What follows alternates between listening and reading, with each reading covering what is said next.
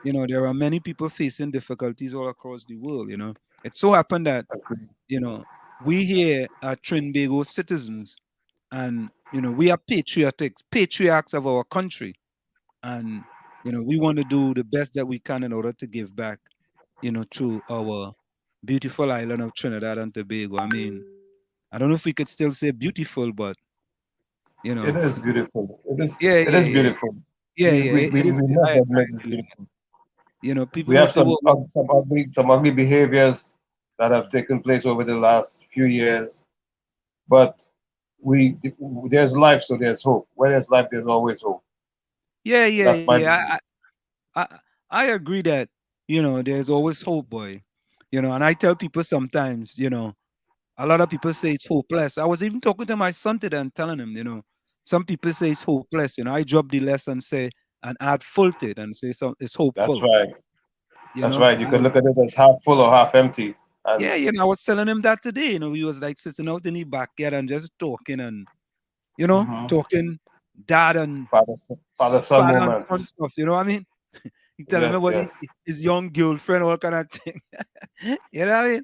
And I had to kind of yeah, tell him that, you know, my experience, because, you know, being right. married 34 years is, you know, that's 3 decades and 4 years. So, you know, Wow. you could impart some wisdom on your kids, you know, and, you know, all you Mhm. want, Tommy, is for your kids to be better than you. That is all some people want. Stand on your shoulders. That's all. You know, that's all. That's all. That's all. That's all. Yeah, You yeah. know, Daddy's shoulders. Stand on it. and you know, um, Steve Jobs, you know, before he passed away, talks about, you know, sometimes we teach our children to be wealthy, you know, and, you know, he was saying, you know, we have to be careful in trying to teach our children to be wealthy, you know, and I'm going to play that video again because I think, you know, it makes a lot of sense what Steve Jobs was saying, because he was a billionaire, you know, a billionaire. And when he was on his deathbed, you know, all the That's money right. he had couldn't save him. All the billions he had couldn't save him. You see? So, Couldn't you do a know, thing for him. couldn't do a thing for him. You know, so at the end of the day, people, you know, your health is your wealth. You know, and Tommy, I'm That's right. vegan, right? I'm vegan, and, That's right. you know, people tell me, but what do you eat? You eat grass? I said, no, I do eat grass. You know, and Tommy, you know, I came up on a new app. My son actually shared it with me, and I'm gonna share the app with, you know, the people today on WZY 95.9 FM. But it's addictive app, and addictive and I will say in a kind of good way, in that what this app does, it scans the barcode on any food stuff that you're gonna eat, and it tells you if it's good, bad, poor, or excellent, right? Wow. So, I mean, I got this app about 2 weeks now. I mean, I've been using that app every time before I eat something. I scan it. All right, that's good. You know, I mean, even it scans it out of 100. Even though something may get 50 out of 100 and it says it's poor, you know, it doesn't mean to say that, you know, every single thing it tells you that's not good for you.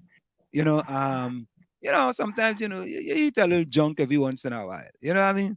You you have to send me that app, Aslam. Yeah. We'll send you the app. As a matter of fact, I'll put the app in the chat. You know, let me put it right now. Good. I'm gonna put the app in the chat right now. You know, before we go to the thing. The name of this app is called Yuka. Yuca. Yuka. Yuka.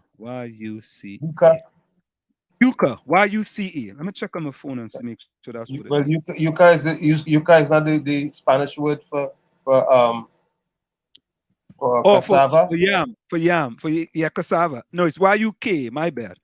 I just wanted to be sure. It's YUKA. So the Okay. app is YUKA, folks, and you just download that app. I'm gonna put this Yuka app, and what the app do? You're gonna see it as a scanner, and when you are going to eat something, simply scan the barcode, and it's thousands and thousands and millions of products in there. And it tells you whether it's good, poor, bad, or excellent. And yeah, I mean, you still got to make a decision whether you want to eat. I mean, the first I day guess I got it, my son actually sent it to me. I I actually guess they have went to through. keep they have to Go keep ahead. updating that app. as time goes along. Yeah. They have to keep it. But I think it's an excellent app, and it's funny. You know, with the kids on the cross country team now, I shared the app with them, and they says, "Oh my God, you know, Coach LeBron is going to say that's not good to eat." I said, "I'm not telling you what to eat. I'm just telling you to pick healthy choices. That's all. Right. You know, Just be it's not aware. about just be aware. Yeah, I mean, you don't have to follow it, but you know, it's just be aware, just for healthy choices. That's it. So of course, folks, tonight in the village, first and second was no other than Nadia. Nadia says, "Good night, everyone. Good night, Ansem. Good night, Tommy." You know, Nadia, welcome as well. Good night, Ansem. Good So, night, folks, Nadia. Diana will be joining us a little late tonight. You know, so we're gonna wait for her. You know, she's gonna join us a little late, and then Diana, Nadia was third as well. Then came Takesha. Takesha was fourth. Takesha was Good fifth. night, Keith. Yep. Takesha said the storm. Good night, the storm. Good night, everyone. Nadia says good night, Joan. Good night, Lana. Good night, Rose. Takesha was back in again. She's sending emojis to me, to you, Tommy. Right? Rennie, good night. Rennie, get some yellow. You Rennie get some yellow emojis, boy. Yeah.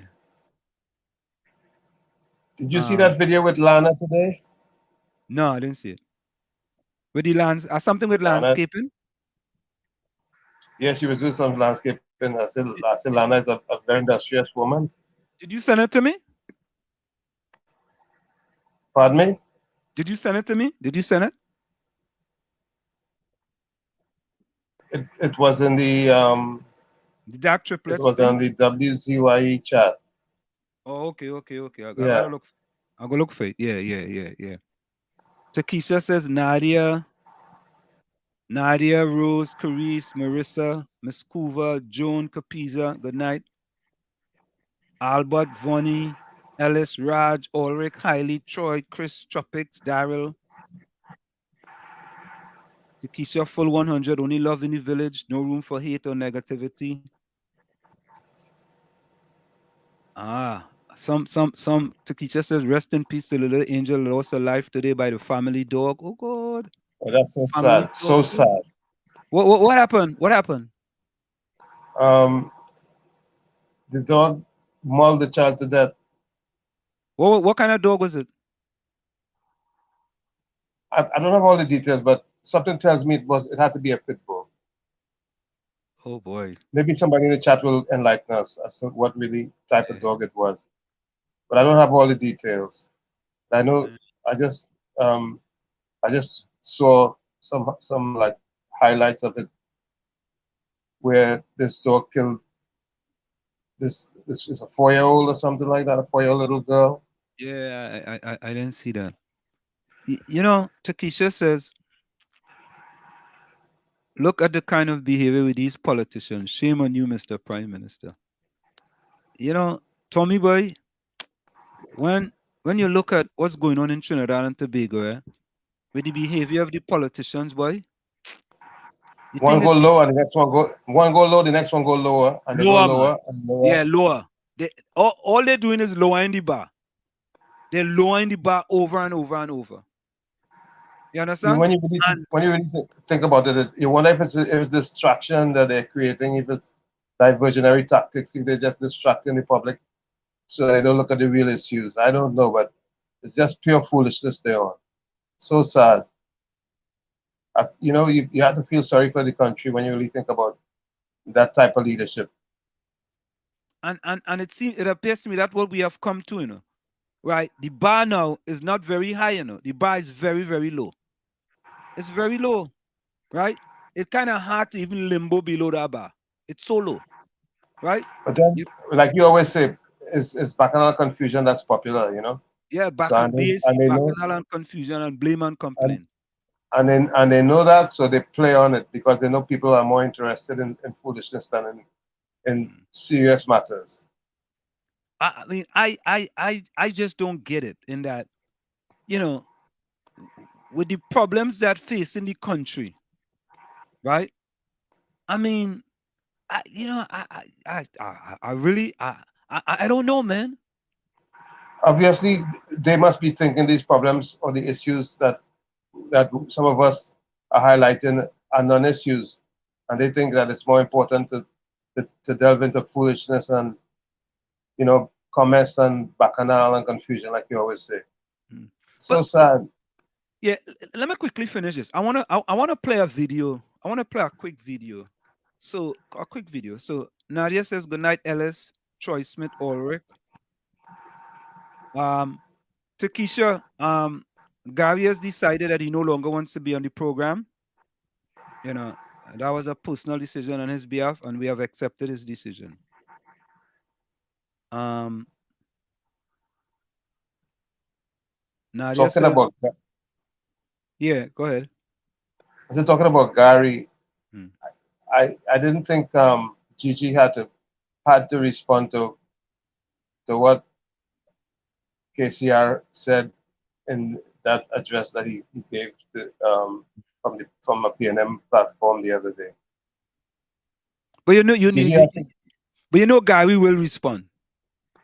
Yeah, Gigi has to he has to start taking high ground, and he realized that it will be for the betterment of his quote unquote image.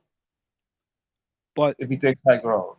But Tommy, people only take high ground when they don't want to get involved in a certain situation. For example, with the situation with Anil Roberts and the honing thing, Mrs. Kamala Prasad took the high ground, right?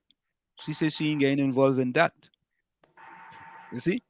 When they conveniently want to stay out of something, they conveniently stay out of it. You understand? And that's the way it is. Other people conveniently stay out of the statement with regards to the slave master name. You see? So it's people doing it for their convenience, and I mean, if you ain't saying nothing. But I don't think Gary Griffith with a statement like that could sit down and not reply.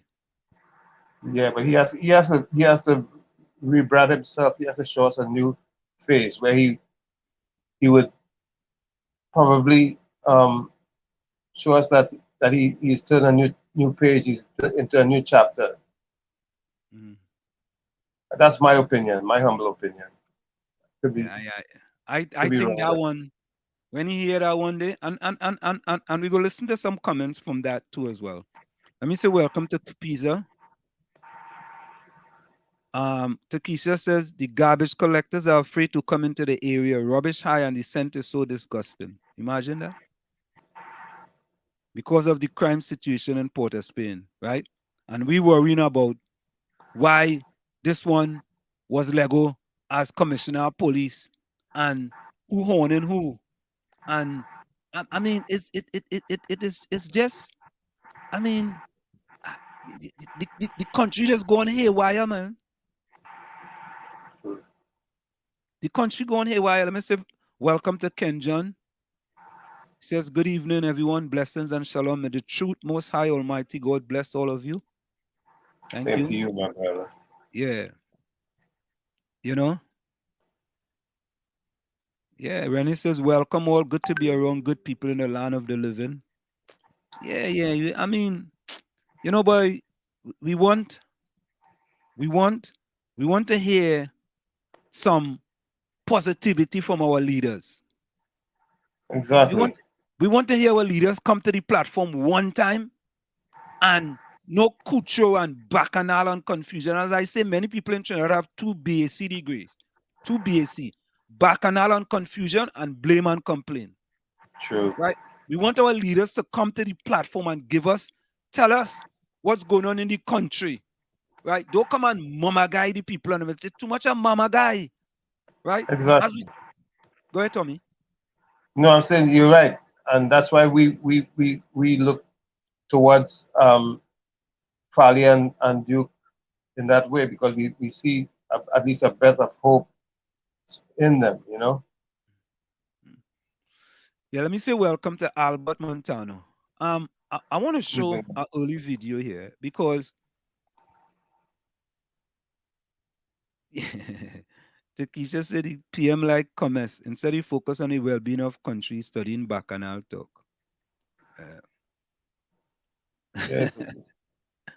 Uh, They play schoolboy games. They're playing schoolboy games instead of big people business. mhm. Well, listen to this. Takesha, if Gary Griffith had any scintilla, iota of a scintilla of being the COP again, cancel Christmas, it over. Because at the end of the day, the prime minister is the one making the decision. So he can't come out publicly and say he made a mistake, right? And all of a sudden change his mind. Well, he could change his mind come December 2022 because he did change his mind about certain things. So I don't want to say that. He could change his mind. What do you think, Tommy? He could change his mind, can he? That is very unlikely. You think so? It's very unlikely that's going to happen. And me, if Gigi was thinking correctly, he shouldn't even respond to it, knowing that there's no chance, or there are no chances of him becoming, or little or no chances of him becoming the choice for COP again. And Therefore, you know, Tommy, you raise a valid point. You know, that's why I felt that the better thing for him would have been to stick with being the political leader of the NTA.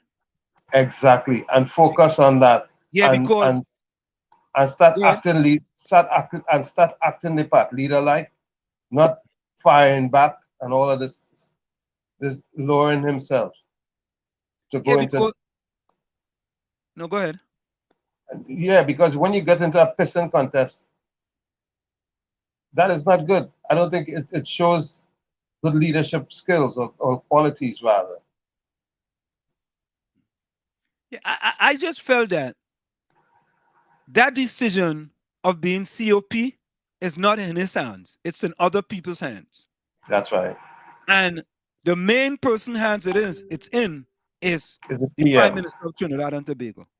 Is the PM. That's right. And at the end of the day, you can't be cussing a human being, right? Literally, right? And then expect him to appoint you to a position, right? True. So, and I had said previously that, Gary Griffith has 2 chances of being the next commissioner of police, slim or none. 2 chances, slim or none, right? And he's proven me correct because that thing. I think he can become the COP again, but not under a Balize banner. Yeah, now he have slim or none. I mean, you have 2 chances, slim or none, of being the next COP of Trinidad and Tobago. Maybe in another administration he could become COP again, but not in this administration. It doesn't seem likely at all. However, his focus is on changing the administrators of our business. If that's his focus and he wants to do that, let him keep focus and not lose sight of what he has in mind or what he's trying to accomplish.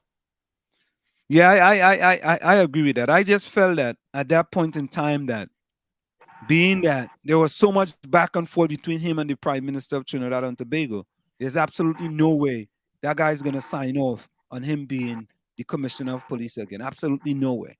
Unless something drastic happened, and between now and December 2022, which there's a possibility it could, he decide that if that guy is the top candidate, that he's going to make him the Commissioner of Police again. But Ken John says people should learn to plant food in their backyard, every little thing, because the world is getting more difficult and hard times are ahead. Yeah, we have all kind of thing in our backyard.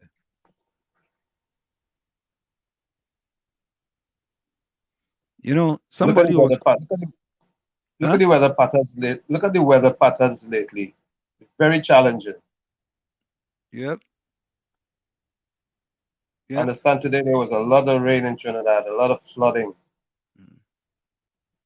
You know, when was it, boy? Like a day or two ago, they had some rain on here, up here, and all of a sudden, man, there was quick flash flooding. But it went away really quick because they don't make joke with the drainage and them up here. You know, there's always cleaning up the drainage. There's always have these kind of machines on these trucks that are cleaning up the drainage. But Takesha says, imagine I saw Miss Camille giving her colleague high fives when the PM talk about horn. Shame on all of them. Not a good example for the youths coming up. Only Bacchanal talk is great. Only Bacchanal talk. Great is the PNM. Ken John says, correct. Your health is your wealth. Takesha says, Ansem, your party going great. Trini really love comments. The PNM party is a perfect example of Bacchanal. Nah, you can't say the PNM alone. It's just a way of life, you know, and distractions of foot. That's what's going on. Yeah. Kapiza says, Ansem, your leader said he could take a horn. But what does that have to do with the price of flour? You know, you should tell Kapiza that, because certain things that he put up, he says he says to what you just said to me, but now he putting that up. You see him? You see how them? Kapiza, watch it, you know. I might have to label you Kapiza in HDD, you know.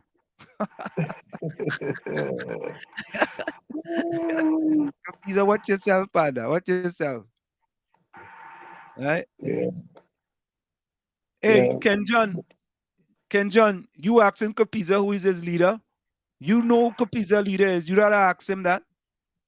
Let me give you a hint. It have a it have a C at the end.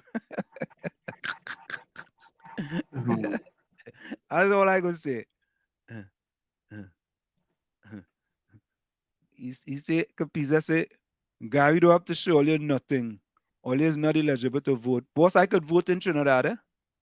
I'll go bring my ID card and show you. I could vote in Trinidad, full 100. So can I, because I moved back home in 2006. Yeah. And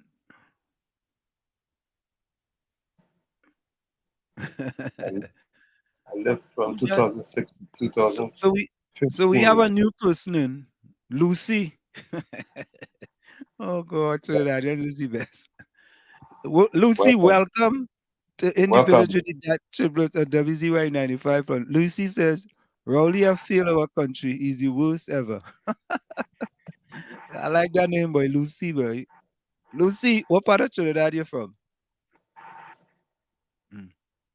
Takesha says, Ansem, well, them in the party voting Rowley as the leader. Well, I mean, come on. In Trinidad, that is the way it is in Trinidad. You have a maximum leader. And what's that maximum leader is going to run for office, right? Nobody within that cabinet or inside there cannot go and contest them. That's how it is. Albert Montano, isn't that how it is? Albert Montano told us that. Right. That's how it is. Everybody had back in the crease. Yeah. Hey, look, boy. Akira, let me say welcome to Akira. Akira, that's Anderson Wilson's wife, eh? Akira say, pleasant good night. Akira. Mr. Ansel, my husband Anderson and I locked on as usual, boy. Oh God, Anderson. Good evening, Anderson. My partner Anderson Wilson, boy. And welcome, Akira. Yeah. Albert Montano says, I become the streets and Joseph flood like crazy till water raised the cover. Oh God, boy. No. I saw this video today, and I thought it was carnival in Trinidad and Tobago. I swear. I said, but wait now, boy. It's carnival in Trinidad and Tobago. We jamming still. Only watch this. Watch this, yep.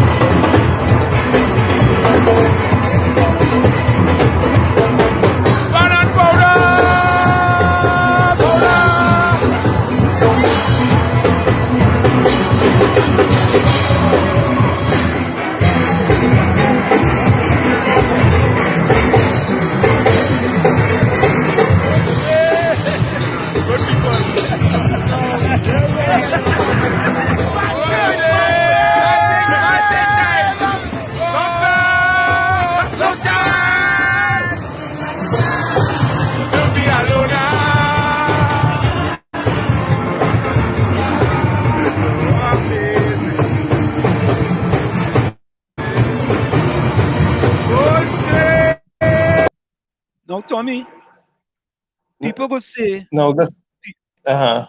people go say, well, Wall Street, the people need, we come through 2 years of a pandemic.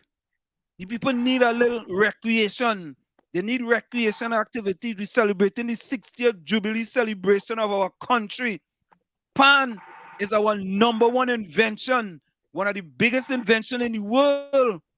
We need to have a little stress relief. And I agree with all of that. I agree with that. I am not saying that they shouldn't go out and enjoy it. I'm not saying that. I don't want people to misread what I'm saying. All I'm saying, the same type of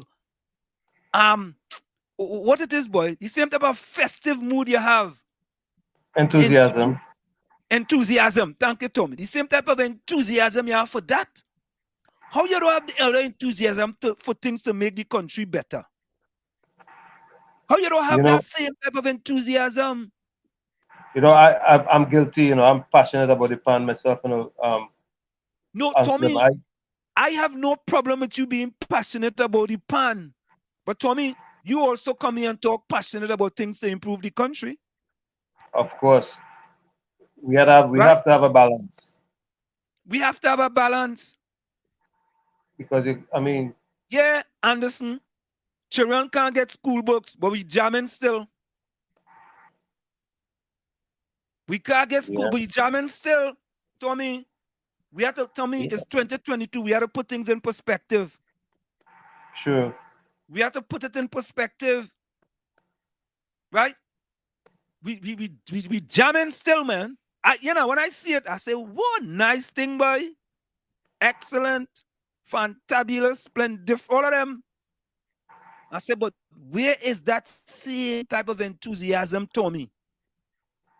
When it's thing to improve the country. Right? You see, people jumping up there is PDP, PNM, UNC, COP, PEP. When time comes to that, party going through the door, which is good. Right? But how about when it's thing to improve the country? I don't get it. I don't get it, Tommy. I really don't get it. That's why I would say that the focus gets skewed and distracted when you have the politicians just dealing with foolishness and not sensible topics and issues that needs to be addressed urgently. Mm-hmm. That's why I'm saying that to be going on about who getting horn and who ain't horning and all the other foolishness. It's not doing anything at all for the betterment of the country. You know, I mean, I didn't get it. I didn't get it. I really didn't get it.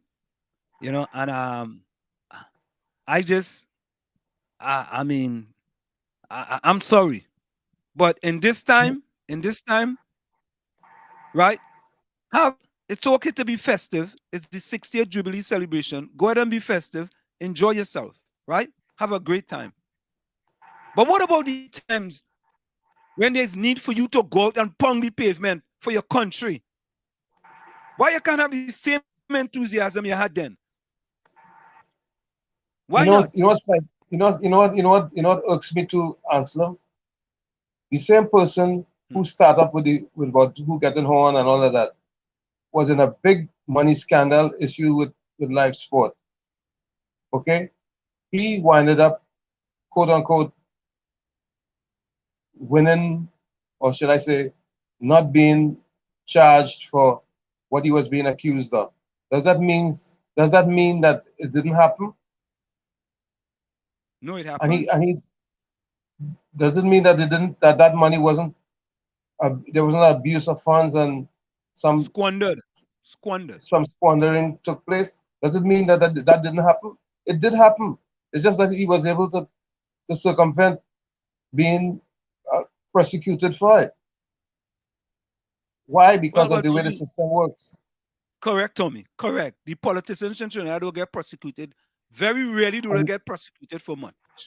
And further to that, the focus of the population and the masses, they got blinded. They were taken out of focus, and they're being bamboozled with more foolishness as time go on, and they're not even reflecting and saying, well, look, we really don't want to hear nothing or anything at all from these guys who keep talking this crap. We have these guys. What kind of they shouldn't be respected for anything that they say when they do foolishness like that, because that money that they stole, or should I say abused, could have done so much more for these same people who are having difficult times today. Tommy, with that 400 million, and I've said this with that 400 million, Tommy, take half of it. We could have a sport development academy in Trinidad and Tobago now, and we could have been benefiting from sports tourism in Trinidad and Tobago big time. Right? And that money just going down the drain. It going down the drain. Right? Akira says Wall Street, Trinidad is not a real place, boy. You think it easy? But and then we could make it real if we really want it to be real. It's what we want. It's what we, the voters, the population, the citizens, the patriots want that we will get. But if we allow it to be unreal, then it will be unreal. But if we want to make it real, we'll make it real. Tommy, I only want to make it real for my party. I don't want to make it real for the country. Because if I have to make it real for the country, I may have to go against my party. And my party comes first. So how you expect me to make it real for the country to go against my party? I fully understand. If your party don't come first, then you have to go to hell. Go to hell? What do you mean? So you have to put your party first. And if you don't put your party first, cancel Christmas, it's over for you, boy. And it's both sides of the fence, you know. It's not one side of the fence, and it's both sides, you know.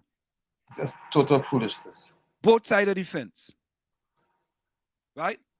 Even if you try to make your party better, them don't want to hear that, you know. Them don't want to hear that. because them feel you criticizing the party, you against the party, or if he's a PNM, he's a UNC, or if he's a UNC and you're criticizing the party, he's a PNM. That's how it does go, right? That's how it does go. Not a patriot. No. Patriot out of the question. That's not part of the question. Albert Montano says anyone who opposed the PNM prime ministers to leave the party. That is why Carlson, Phillip, and A.N.R. Robinson had to leave. Well, Albert, you see the PNM. Nobody didn't oppose the UNC in the last, and nobody inside the UNC didn't oppose the UNC in the last internal election. So we could say the same thing too. Anyone who had opposed Kamala Persad-Bessessa that was currently within the UNC would have had to go to. Anyone. That's why no one within there opposed her. None of them. So don't just blame the PNM, Albert. It's both sides of the coin. Let me ask you something. Is Vasant still in the UNC? Well, it's my understanding, and guys in chat can correct me. It's my understanding that he is a UNC, right? But he's an outsider UNC. He's not part of he's not an MP or a senator or anything like that. Or basically, you're saying he has nowhere else to go. Yeah, he has nowhere else to go. Right? When he was appointed to some committee under the PNM, they say he's a PNM now. Trinidad different, you know. Trinidad Tobago different, you know. Is that different, you know? Takesha says, Albert just thought they would tell Ansem to leave.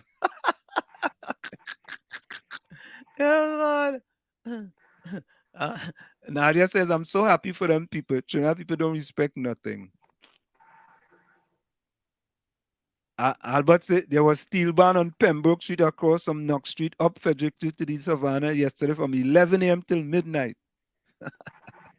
Oh, God. Takesha says, big up Pancho and Bago, boy. Pan and powder, boy. Pan and powder. Yeah. Anderson Wilson says, pleasant good night, everyone. Judy, welcome. Judy, welcome. Judy, welcome. Yeah. You see, Takesha, this is exactly what we're talking about. This is exactly what we're talking about, Takesha. Right? Millions of dollars on independence, and some kids hungry and can't get books and uniform to buy. You know what all they should have done in Trinidad and Tobago? All they should have boycotted that Pan Fest. That's all they should have done. To show the government all they're serious. All they should have boycotted it. Because of them, the Pan Plus getting pay already. They're getting pay regardless. They're getting pay. But all they went it, and the government know they have all you. Or they should have boycotted that. Did they stream it? Or they could have watched it on TV, watched it on TTT, online. Or boycott it. Show the government. Right? Well, let's go for a quick station identification. It's in the village with the DAT triplets and WZYE 95.9 FM. When we come back, I have another video I want to show you all. It's in the village with the DAT triplets and WZYE 95.9 FM. We'll be right back after this short message. Stick and stay, don't go nowhere. We'll be right back after this short message. You're listening to WZYE 95.9 FM. You are listening to WZYE 95.9 FM, the most influential name in Caribbean radio in the tri-state area. Broadcasting from East Orange, New Jersey, the most influential name in Caribbean radio, WZYE 95.9 FM. Come around with more than 1 or 2 votes. We need the kind of change that affordable to the rich man or the man that too broke. TNT. You are listening to WZYE LP 95.9 FM, Maplewood, New Jersey, broadcast.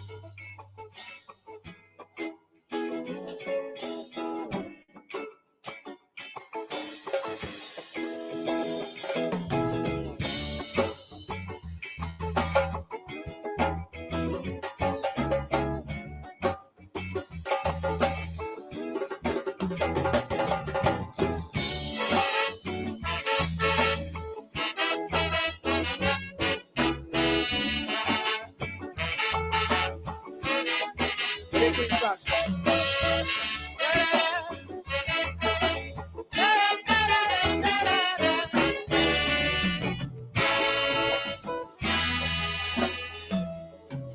If you can look as far as I see, within this great land we call TNT, there's birds and bees, rivers and seas, pretty woman bringing man to their knees. Treasures of this blessed land we always neglect like ISO and PAL. I find it so strange the way we arrange. Still this nation don't know how to change. To some change might just mean a new car, could mean less than $1. To most change have this nice scent we usually get from the government. You see, change is something we always say, but every time we change, things remain the same way. Things keep getting worse and worse, so this is what I propose. Let's change the change for a better nation. Change the change for all foundations. Change the change so that we can say that this nation here came from quite down there. I say change the change within the school systems. Stop changing ministers and change what we teach them. Things won't change despite all we do if change doesn't start with you. Yeah, yeah, yeah. Yeah, yeah, yeah, yeah.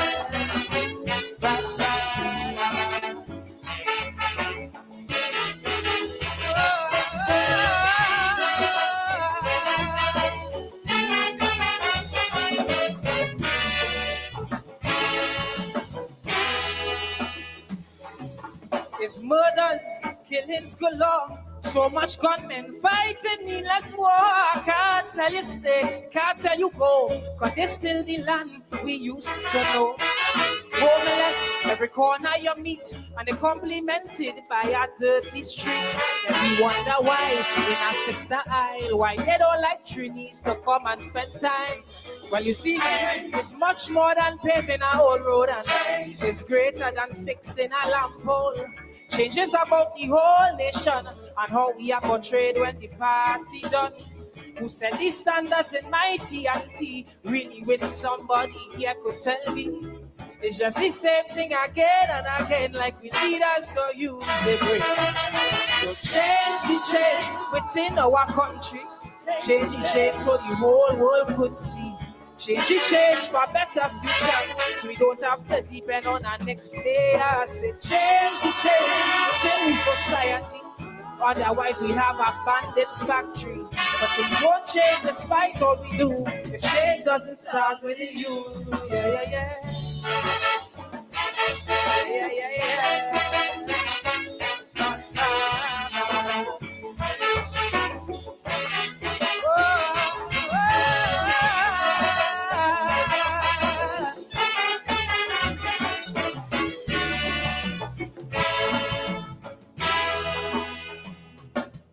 In our youth, we leave all the weight, cause in most leaders, we done a lost faith. They're full of such greed. Oh, Father, I plead, please, Lord, have some mercy on the seas.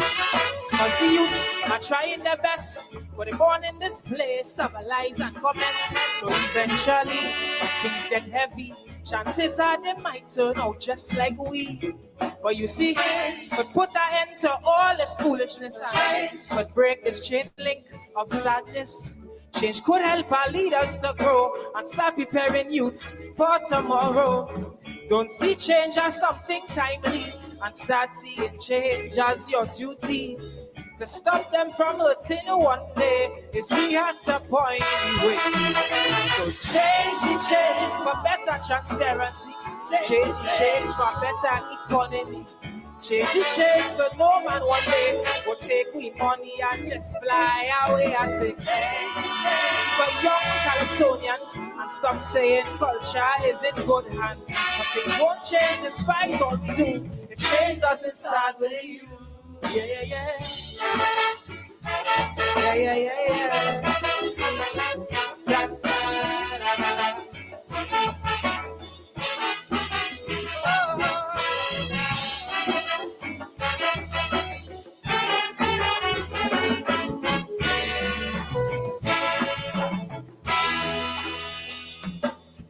For For those who don't know how to arrange or what I might mean by change the change, it means restructure what is regular so that we can have a different culture. From Kaiso, they get solutions, but still they treat us like the stupid ones. They neglecting we repeatedly, constantly insulting our country. But if we change, we'll understand to value each other and change would mean there's a better future. I hope one day our leaders know through culture and media is how people grow. While they're fighting politically, wasting the nation's time and money, they're paying people for advisory, like my own it is for free. So change for the struggling pan man. Change for that old custodian. Change for the elderly, so grandma and grandpa could die happy. I say change for all opposition, so next time they'll approve legislation. But things won't change despite all we do if change doesn't start with you. Yeah.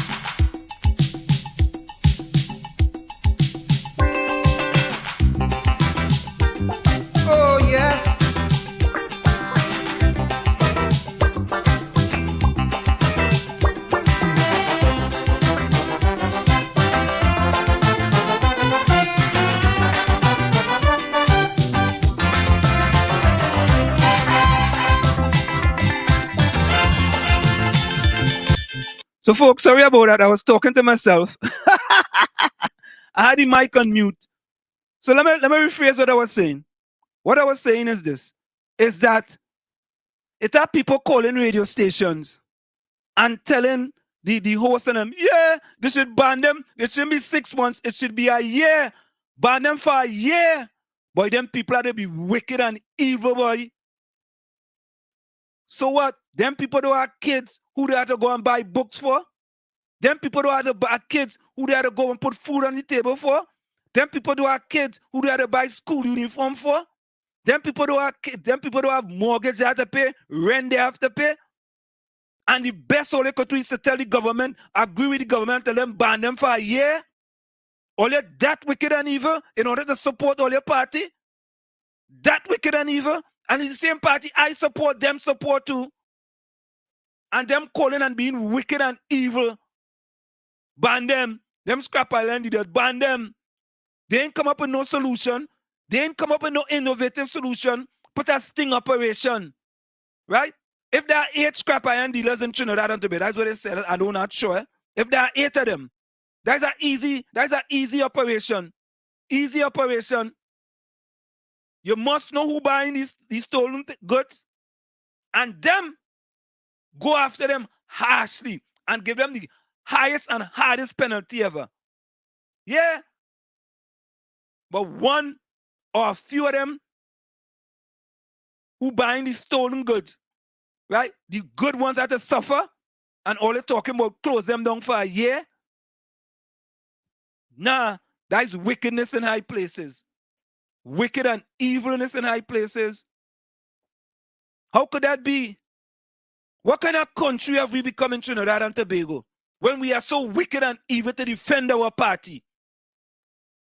Wicked and evil to defend our party. Don't care if our party is doing the wrong thing. Look, you know what? They're going and form a new company now just for roads. For what? For what? You have Ministry of Works and you're going and form a new road company. For what? For what? What is the reason for that? Let me read it. Hold on, eh? Yeah, I know all you're hearing me now. Sorry about that. That was me there.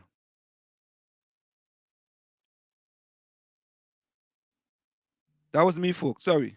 I was ranting so much I had my mic on mute. Let me read this for you. Let me read this. No, I don't get it. Prime Minister Dr. Keith Rowley has announced the formation of a road repair company, which is to undertake the fixing of potholes and other damage to roads across the country.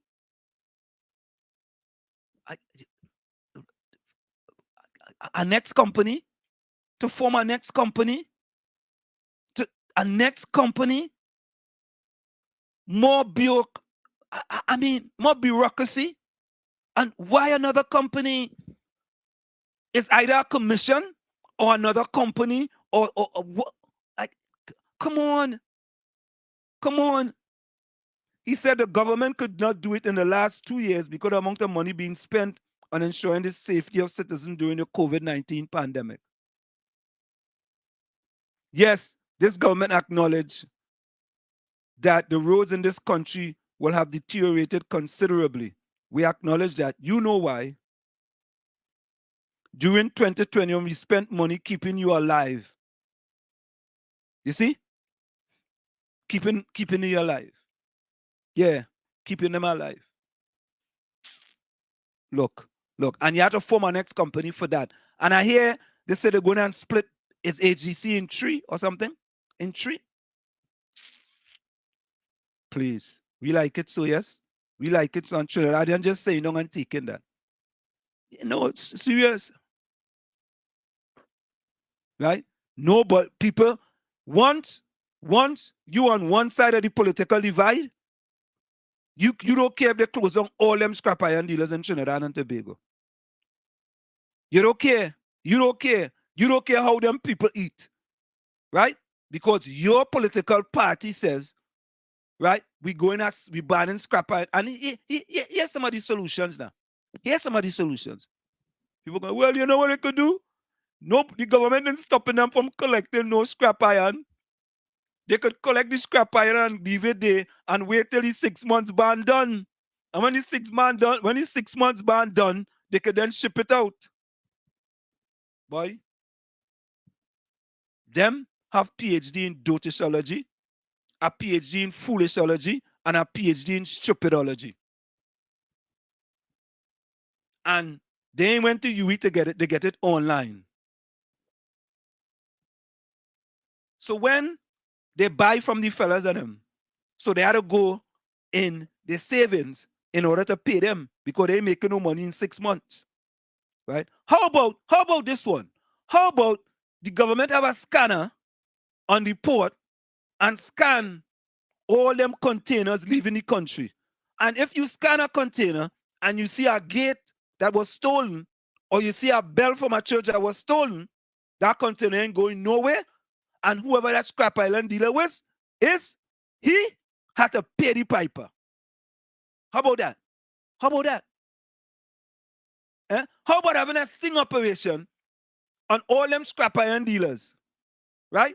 And waiting for them outside the gate. Well, I mean, not literally in front of the place, but waiting for them a sting operation. Them fellas and them still had to bring the stuff to the scrap yard, right? How about that? How about that? Have some kind of referendum and tell the people, tell them, listen, all you, we know what is going on, So things are being put in place. And if you are caught with stolen items, you will suffer severe consequences for your actions. So, what's wrong with that? But just to come just so and tell them closing it down for 6 months. And then people come in and say, they should close them down for a year. Close them down for a year. Yeah, a year. Like if these scrap iron dealers is the one who actually stealing the products. I don't know, boy. I don't know, boy. I don't know. Something wrong, boy. Something wrong. And again, at the end of the day, it's the people allowing it to happen. So it happened. All right. So Judy says, I'm PEP. However, GG looking promising than all others. Philip Alexander have great ideas of fixing TNT, but he's not properly organized. Judy, I want to comment on, let me deviate a little bit this. You have a party called PEP, right? And you doing things, and you are saying Philip will fix it. Isn't it PEP will fix it? Or Philip will fix it? Philip will fix it. How that making sense? I see in this thing and I seen Philip will, Judy, send a message to your leader now. Tell him Pep will fix it, not Philip. Philip is the leader.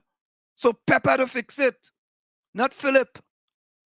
Because if Philip go fix it, so if Philip is no longer there, who go fix it? Who go fix it? You see, that's part of the problem, but I don't know if anybody could tell Philip Alexander that.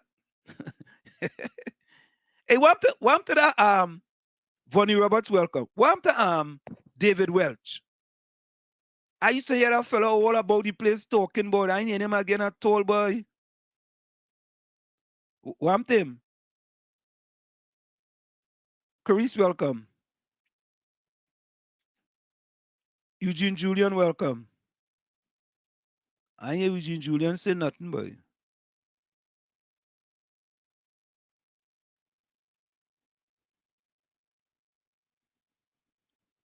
I ain't hear you, Julian, at all. Lana, welcome.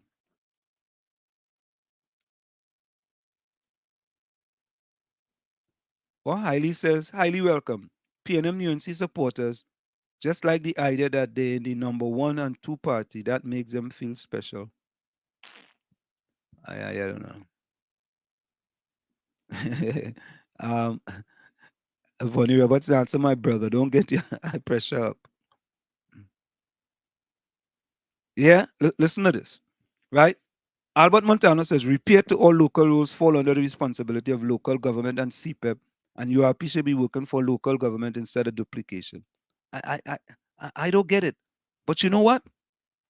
The people of Trinidad and Tobago are going to sit down and allow this to happen. you're forming another company to do things that other people are already doing. Right? It just, and who are these new people going to make up this company?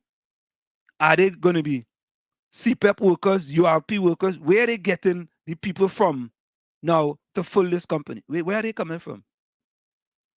I am totally lost. And we are allowing that to happen. Okay, Troy Smith says, and some of these scanners are not working at the port. Why they're not working? Why they're not working? Who? Somebody shut them down? Why these scanners are not working? So, easy solution. That's an easy solution. Easy solution. Easy solution. Every time a container comes to the port that has to be shipped out, don't care where you're shipping out from, there are scanners going to scan the items in the container.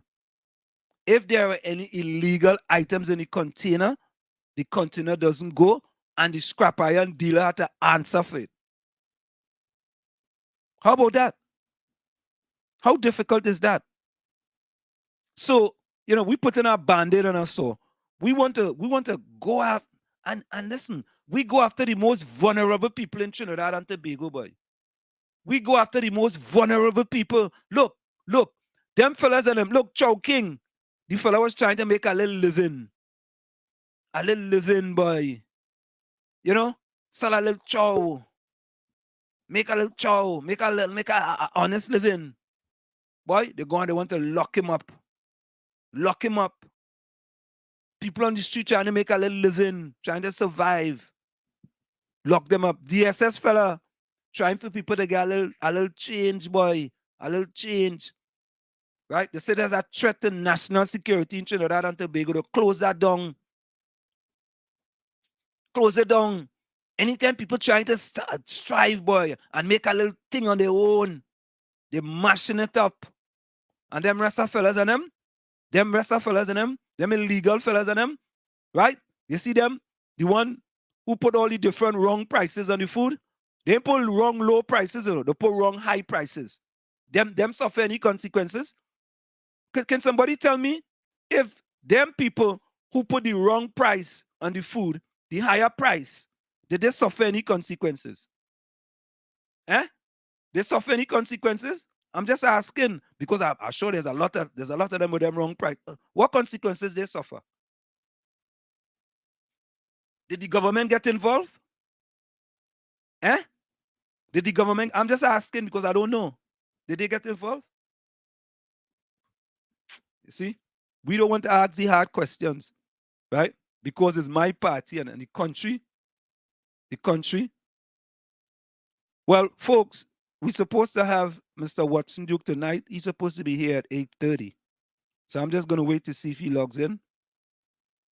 Right?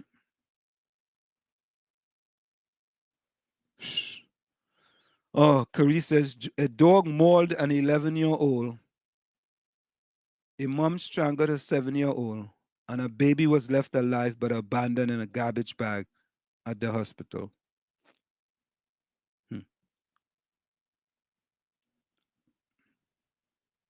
Yeah, the main road falls under the Ministry of... Yeah, Vonnie, we actually sent condolences to the Elcock family earlier on the passing of Dave Elcock.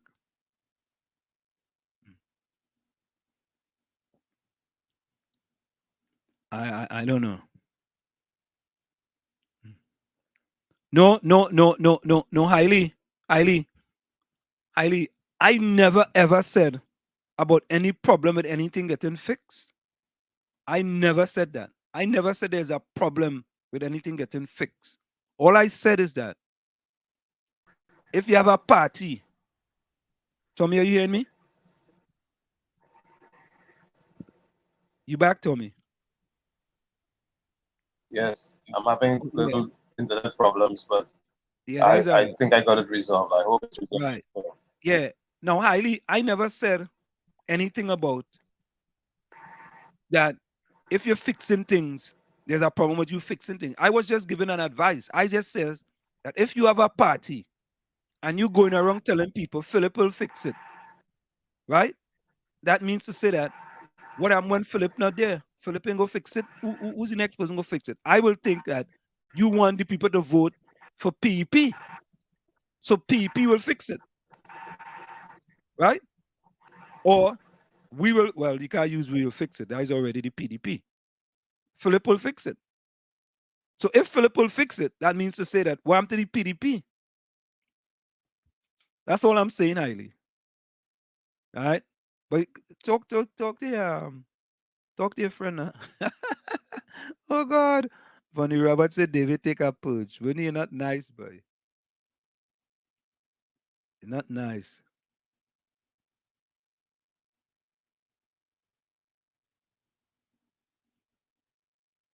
Yes, Albert.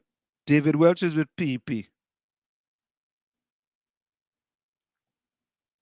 What? Judy said if you see real police at shootout with fake police today. No, I didn't see that, no.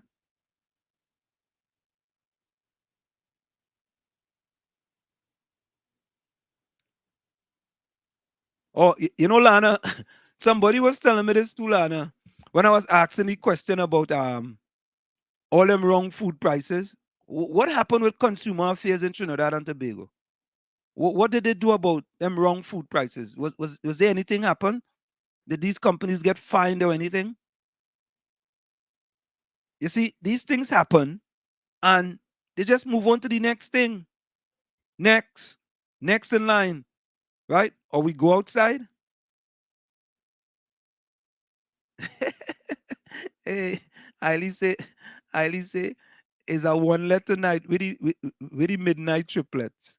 Nah, Tommy experiencing some internet difficulties. Hailey, how could you say I'm the only one finding fault?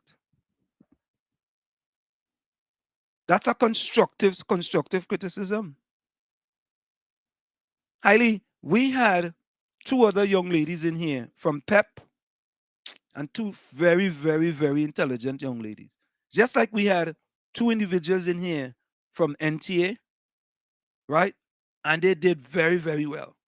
And we suggest the same thing as well, right? That you should expand your horizon and let these people also, let other people know who want to vote for your party, right? Understand that there's more than a one-man party. Because if you continue running around the country and it's just you alone doing everything, right? Because say, but like Pep is just Philip Alexander, they should have named the PEA party. That's all I'm saying. That's all I'm saying. You know? But talk with him. Talk with him. So let me give you guys this video here, right? This is the video with Gary Griffith and going back and forth.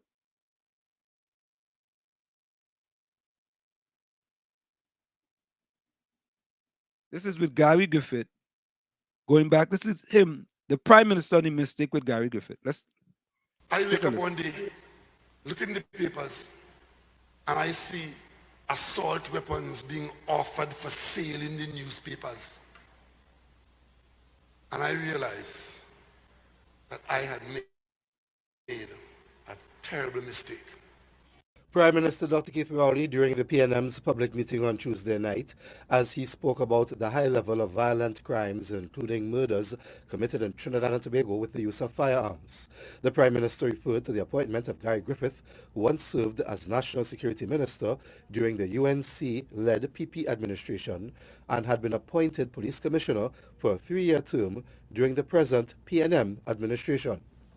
I took the position as Prime Minister that if the best person for the job was a non-PNM person or a person who had served this country in another political party, if he or she was the best person for the job, they should get the job.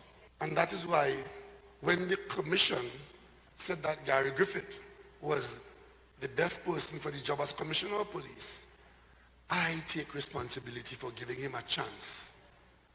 And ladies and gentlemen, that is the biggest mistake I've ever made. Former Police Commissioner Griffith, who has formed his own political party, the National Transformation Alliance, or NTA, offered a direct response to the Prime Minister in a video-recorded statement. So we have seen now that Keith Rowley's hatred for Gary Griffith. He has now made a statement stating that this was the biggest mistake of his life. No, Keith Rowley, the biggest mistake in Trinidad and Tobago's 60 years was selecting you as Prime Minister of Trinidad and Tobago. And we will ensure that that is changed very soon. Mr. Griffith gave his recollection of what happened when he was appointed police commissioner via the government's majority in the House of Representatives. The opposition had abstained from the vote. I got the highest number of points in 2018 when I applied for the position as Commissioner of Police. The Police Service Commission placed me fourth, and you went out of your way. Was it that in the hope that I will have some type of malice against the opposition and target political opponents? No, Keith Rowley.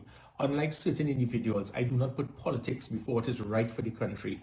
I swore an oath in office and I did what was correct. And it seemed that that was the concern. The Prime Minister expressed his concern about what TV6 News understands to be a third report into allegations involving the issuance of firearms users licenses during the tenure of Guy Griffith as Police Commissioner. I have watched, I have listened, I have heard. We've taken steps one by one, to the extent where we have just had an audit of the firearms department of the police service. It makes very, very troublesome reading. Mr. Griffith said the government should be focused on the number of illegal guns being used by criminals in Trinidad and Tobago.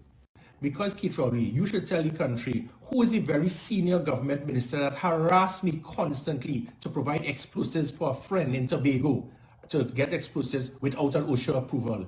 Who was the person who harassed me to get special firearms for himself to kill pigs? But you know what? It's okay when government officials have all of their security to protect themselves, but they want to get their own firearms fast-tracked. But what I was doing was ensuring that law-abiding citizens could get firearms to protect themselves from criminal elements. Mr. Griffith has said he has reapplied to serve another term as Trinidad and Tobago's top cop. Jewel Brown, TV6 News. Now here's the question, right? How does that back and forth benefit the people of Trinidad and Tobago? How does that benefit the people of Trinidad and Tobago? How does that help families who need to go and get money to buy books? How does that help families who need to get money to buy school uniform? How does that help sufferers in the country? This back and forth between the Prime Minister and Gary Griffith. How does that help that? How does it help? 2022, and these are the things, these are all distractions. All distractions, right? But how does that help the people of the country to make life better for their kids and their family? How does that put food on the table? Right? And these are the type of distraction we have over and over and over and over. And we allow it to happen because we defend certain things that the leaders say. We defend it because that's our party. We defend it. It doesn't matter whether they're right, wrong, middle, whatever. We defend it. You know, Albert Montana, I don't want to think this.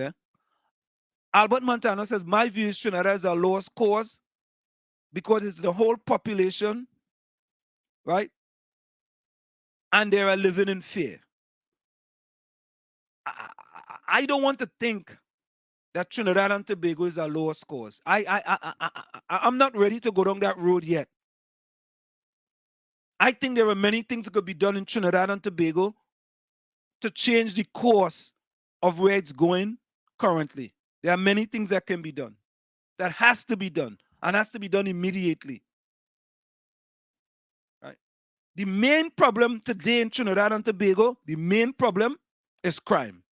I will say the main problem today in Trinidad and Tobago is crime. As a matter of fact, let me look for this. There's a report that says that by 2025, we will have 700 and something murders a year, And I don't like to go down that road, seriously. I don't like to go down that road with these statistics, because it just puts a bad light on the country. But let me look for this. Let me look for this one. Here we go. Here it is right here. Here it is. 710 murders by the year 2030. Right? 710 murders per year by the year 2030. Analysts predict that. Think about that. 710, boy. The largest murder, I think, was 550 in Trinidad and Tobago. Currently, largest amount of murders in the country was 550. But this analyst is predicting 710 murders a year by 2030. Really, boy? Nah, I don't want to believe that. I want to believe there are things going to be done that going to stem the tide of murders in Trinidad and Tobago. Right? First thing we have to do is deal with them illegal guns coming into the country.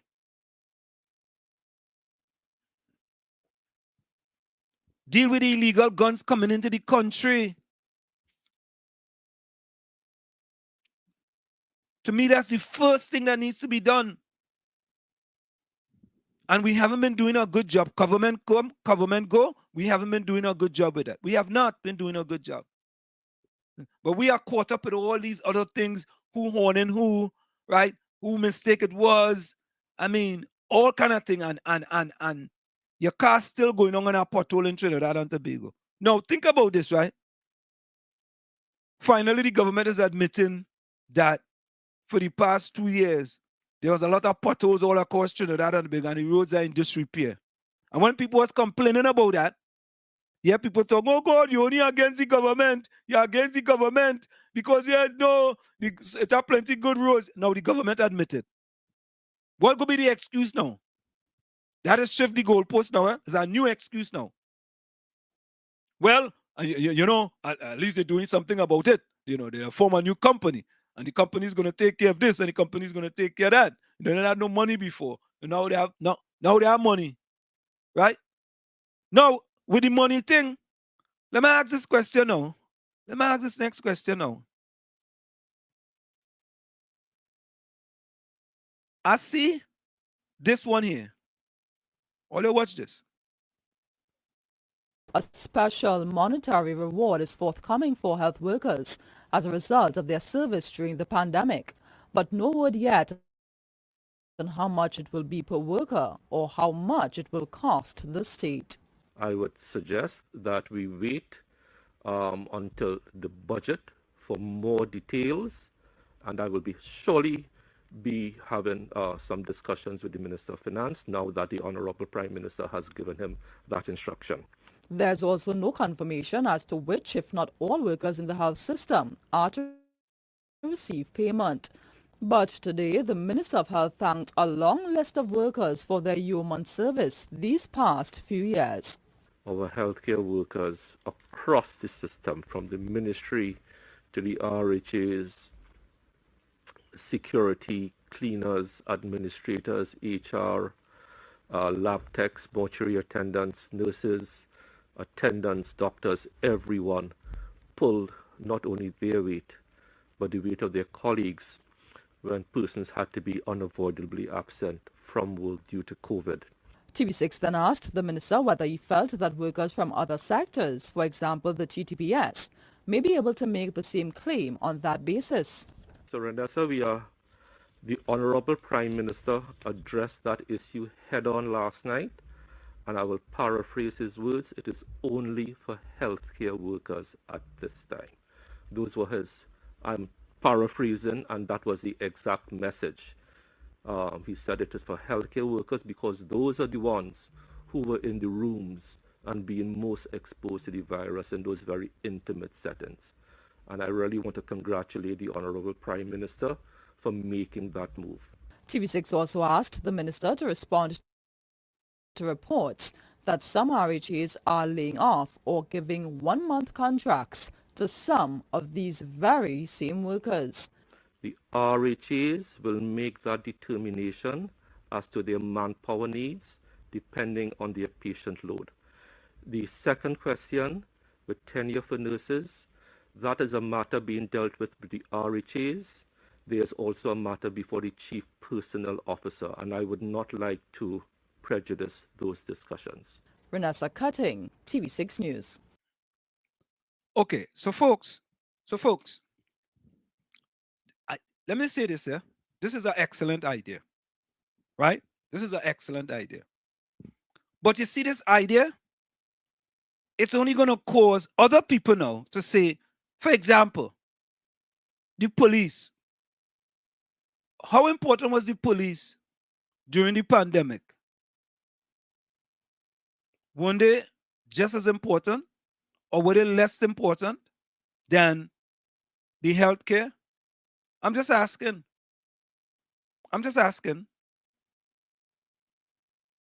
Right? So what you have done now is that you have put certain workers to the head of the class and say, you know what? You guys are going to get special benefits for all the hard work that you put in. No problem. But what about all the other people and all the hard work that they put in? And some of them who have actually lost people, right, during the pandemic. What about that? I don't know. I really don't know, boy. I don't know. It just seems to me that when we try some things, right, it causes other things. Hey, Claudia, welcome. You know, so Tommy, I was just talking about the payments to the healthcare system, right? I think it's a good thing, Tommy. But what you have done is now you have separated, so to speak, the goat from the sheep, right? So you are saying that the healthcare workers during the pandemic was the most important thing, and we go get them a little kakada. And the police, right, who may have been also important, or they had to sit on the sidelines. The best thing to me, it seemed like if the nurses were owed money from back in 2013, right? It seemed to me that you should have settled that, right? Rather than to open up this kind of worms here.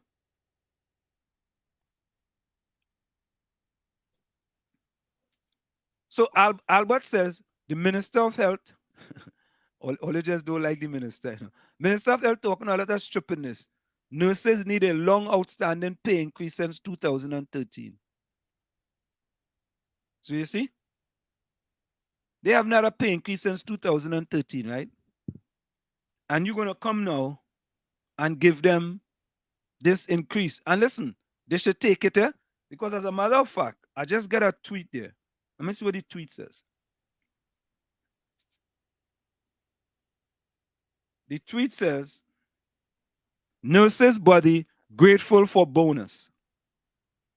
President of the Trinidad and Tobago Registered Nurses Association, I.D. Stewart, says the association is grateful to the Prime Minister for his offer of special payments to healthcare workers for their service during the COVID-19 pandemic. He, however, hoped the government will make provisions to also pay nurses all outstanding monies owed to them and to make their temporary position permanent. At a town hall meeting in Belmont on Tuesday night, Rowley announced that he planned to instruct Minister of Finance Colin Burt to include a separate special payment to every Ministry of Health worker in the upcoming 2022-23 budget. In a telephone interview with the Express yesterday, Stewart noted this was not the first time such an offer was made by the government, adding he hoped it will materialize this time. While we are thankful that the Prime Minister sees the wisdom in offering an incentive to healthcare workers, particularly nursing personnel who we represent, we also take note that this is not a new statement he would have made. Oh boy. Oh boy. He gave assurance to the nursing personnel in 2020, just before the general election, where he made that promise to the association at a meeting at the Prime Minister's residence. So 2020, it didn't came true. We would have taken note. Hold on. We would have taken note. He made the same comments in 2021 and earlier this year. So it isn't a new statement. The only thing different is we hope it will materialize on this occasion, Stewart said. More importantly, we also hope the government makes good on the outstanding monies they have for nursing personnel in PAR that they are currently owing, for outstanding increments, outstanding gratuity, outstanding pension payment. That is more of a concern to us. You see, another thing to fool people again. Go ahead, Tommy. I clearly saw it as campaigning. That whole situation, or should I say that address, was like a campaigning ploy that was afoot. And at this time, there's a windfall in the energy sector. Tommy, that's to which pay means that there's a little money to play with. Tommy, that is to pay debts on loans that they owe. That's not to pay off no people in Trinidad and Tobago. That's to pay debt. Those who wield the power would want to sweeten up the pot for this sector and that sector here, because they want to attract their votes and get them on their side as far as when the bell tolls for voting. So yes, it is to pay debt, but the debt is not just foreign debt. There's some local debts too that needs to be satisfied. Do you agree? Oh yeah, there's debts. But the local debts come last. It's like in bankruptcy, Local debts, they last. Debts outside the country, I will think those come first. Let me say a special welcome again. Let me say a special welcome again to Claudia Morales. Claudia is one of our originals here in the village with the dark triplets on WZYE 95.9 FM.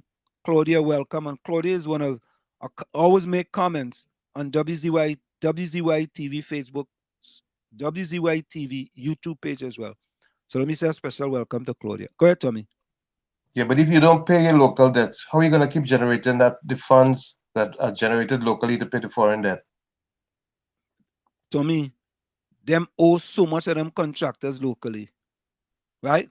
And they have borrowed money so much outside of Trinidad and Tobago. That'll pick who they go pay first. They had to pick. How about going across the board and settling things in a balanced fashion? Tommy, I told you this last time. You continue to make too much sense. Oh gosh. Could I try to do something different? I don't know. Maybe. Could you try, please? I'm begging you. I'm begging you, Tommy. Tommy, please. Please. You're making too much sense. Yeah, because anyway. Tommy, why would you promise healthcare workers a payment when they owe money from 2013? Why come with these deceptive policies, man? Well, tomfoolery is the order of the day. I mean, I just don't get it. I just don't get it. Right? And look, read anything, the person's people telling you, well, listen, we had those offers before in the past and they never materialized. You can clearly see it's all campaigning and campaign ploys that are afoot because they're about to toll some election bell or something of sort.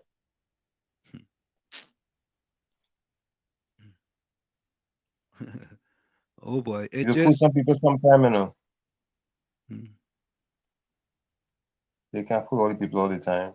But Tommy, they have been fooling a lot of people a lot of times in Trinidad and Tobago, Yeah, but the bottom has to drop out eventually. I mean, it has to. It just can't go on that way. Well, of course, folks, it's in the village with the DAT triplets and WZYE 95.9 FM. We come to every Tuesday, Thursday, and Saturday from 7 to 10 p.m.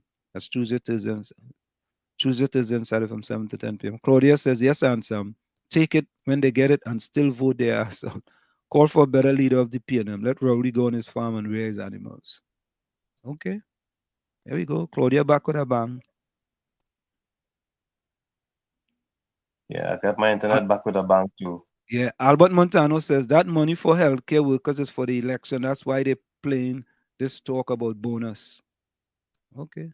Well, that's for local election? So it's had to be for something because when you really think about it. Yeah. Takesha says, like they want people to be under a spell and feel people stupid now. All right, let's go for a quick station identification. It's in the village with the DAT triplets and WZYE 95.9 FM. Stick and stay. We'll be right back after this short message. You're listening to WZYE 95.9 FM. You are listening to WZYE 95.9 FM, the most influential name in Caribbean radio in the tri-state area. Broadcasting from East Orange, New Jersey, the most influential name in Caribbean radio, WZYE 95.9 FM. News, sports, and information.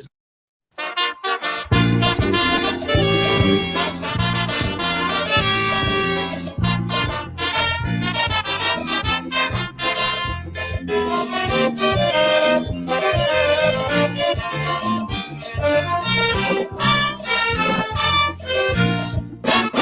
say we don't have unity, but to that I disagree. Plenty people in the country join themselves in one big family. You look wrong for employment, private sector or government. You know with this stress, I'm going to give you a tip on the whole process. Now we the want is 10 applications, 20 recommendations, 50 your level. You got to show them where you're really capable. But despite all your paper, and you will have a heavy godfather, your paper's no use, darling, no use. Oh Lord, all right.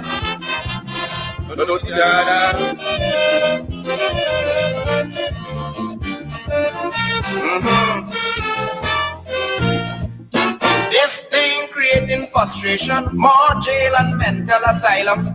Blood, sweat, and tears build the country. Now look the reward they're giving we. You take a trip to Piago. Every day you see people on the go, leaving the country, running to slave the bill of next man's economy.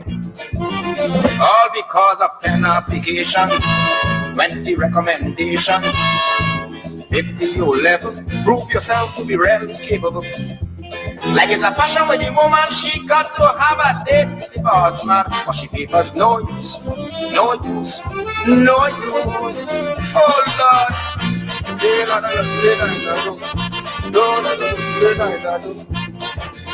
All right.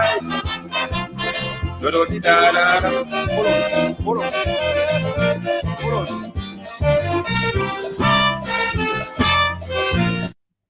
We are back in the village with the DAC triplets on WZYE 95.9 FM. We come to every Tuesday, Thursday, and Saturday from 7 to 10 p.m. That's Tuesday, Thursday, and Saturday from 7 to 10 p.m. All right, the caller hang up. Yeah, so Tommy, I just, I mean, I sometimes I don't know what to say, in that, we in Trinidad and Tobago, we getting numb to things that are going on in the country on a daily basis. And we are getting to accept certain things that are happening on a daily basis. So I don't know what happened to Watson Duke. He was supposed to be in here at 8:30. Yep. I don't know. So we are getting just numb to what's going on in Trinidad and Tobago. I mean, I could be wrong. and that we just accept certain things. All right? We just accepting certain things. Anything you take, you would get. If you're not taking it, you're not getting it. And that's in any setting. Whether you go, it's at the store, from your politics, from your public service, whatever. Whatever you take in, you get it. You're not taking it, you're not getting it. I mean, I just feel that we, and I'm saying we in Trinidad and Tobago, we just kind of numb to certain things going on, man. So we had to kind of, I mean, maybe we had to go and, we had to go and jump up at steel band. We had to go. It's not necessarily phenomenal. It's just a focus issue and distractions. I'm being fooled by the politicians, those who are the power brokers. They are successful in fooling the masses over and over and over again. But then And the way we accept it. And what we do to resolve some of the issues, because I'm here in the United States, I always say that the reason why I'm here is because my mother had an issue, and that was her resolution to get out. It's how we resolve our issues. And how do we resolve our issues, Tommy? Yes, we have to have enough gall to stand up and quote unquote fight for it. I'm not saying take up arms, but we have to be able to stand up and fight for meaningful resolutions, as opposed to being bamboozled over and over and over again. We have to face it.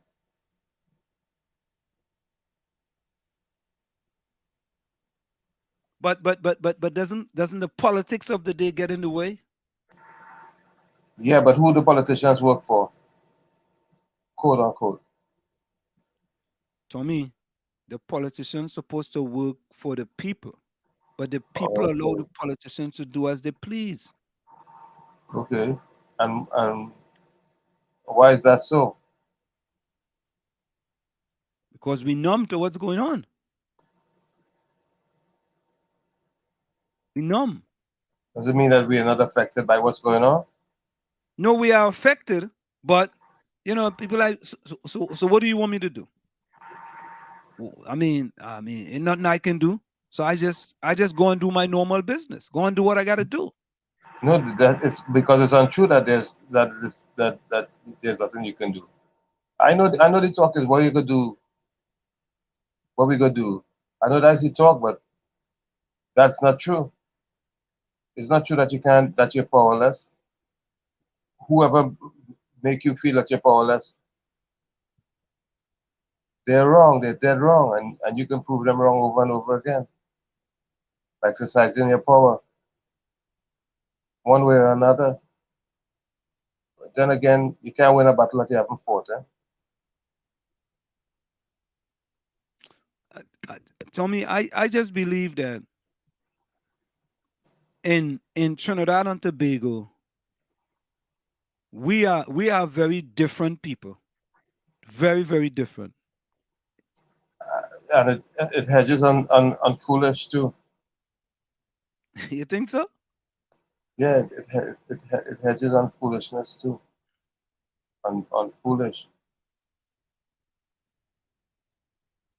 I don't know, boy. Sometimes I just think that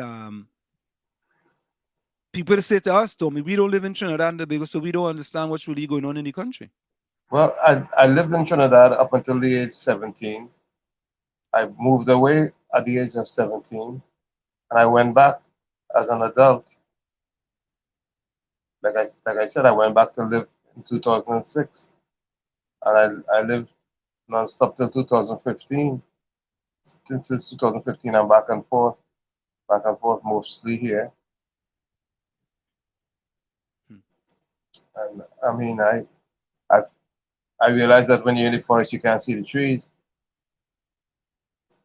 And I mean, And I was able to walk out of the forest so I could clearly see the trees. And when I got back into the forest, I was able to appreciate the forest much more and became aware of my surroundings even much more than before. Tommy, Albert says, Anselm, my wife keep telling me, already good night. My wife keep telling me, why are you worrying about these people? Even though her friends, all from Bishop Secondary, don't like any new ideas. You hear that? Even her friends from Bishop Secondary don't like any new ideas. I ain't no joking. Listen, new ideas, boy, especially if they're coming from foreign.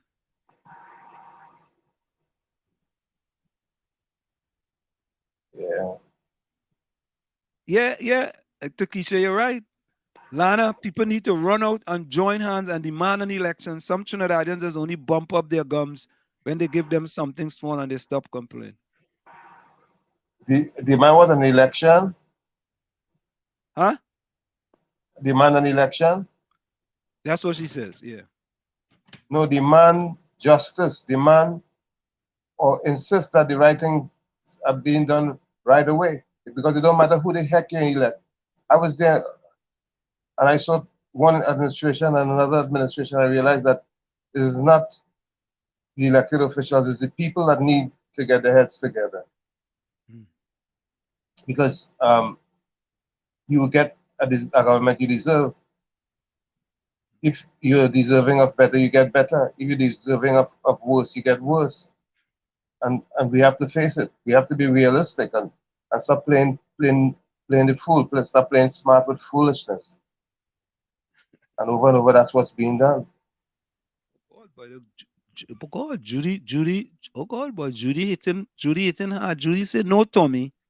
Trinis like to drink rum, weed, and sex addiction. They're too lax, and government know that.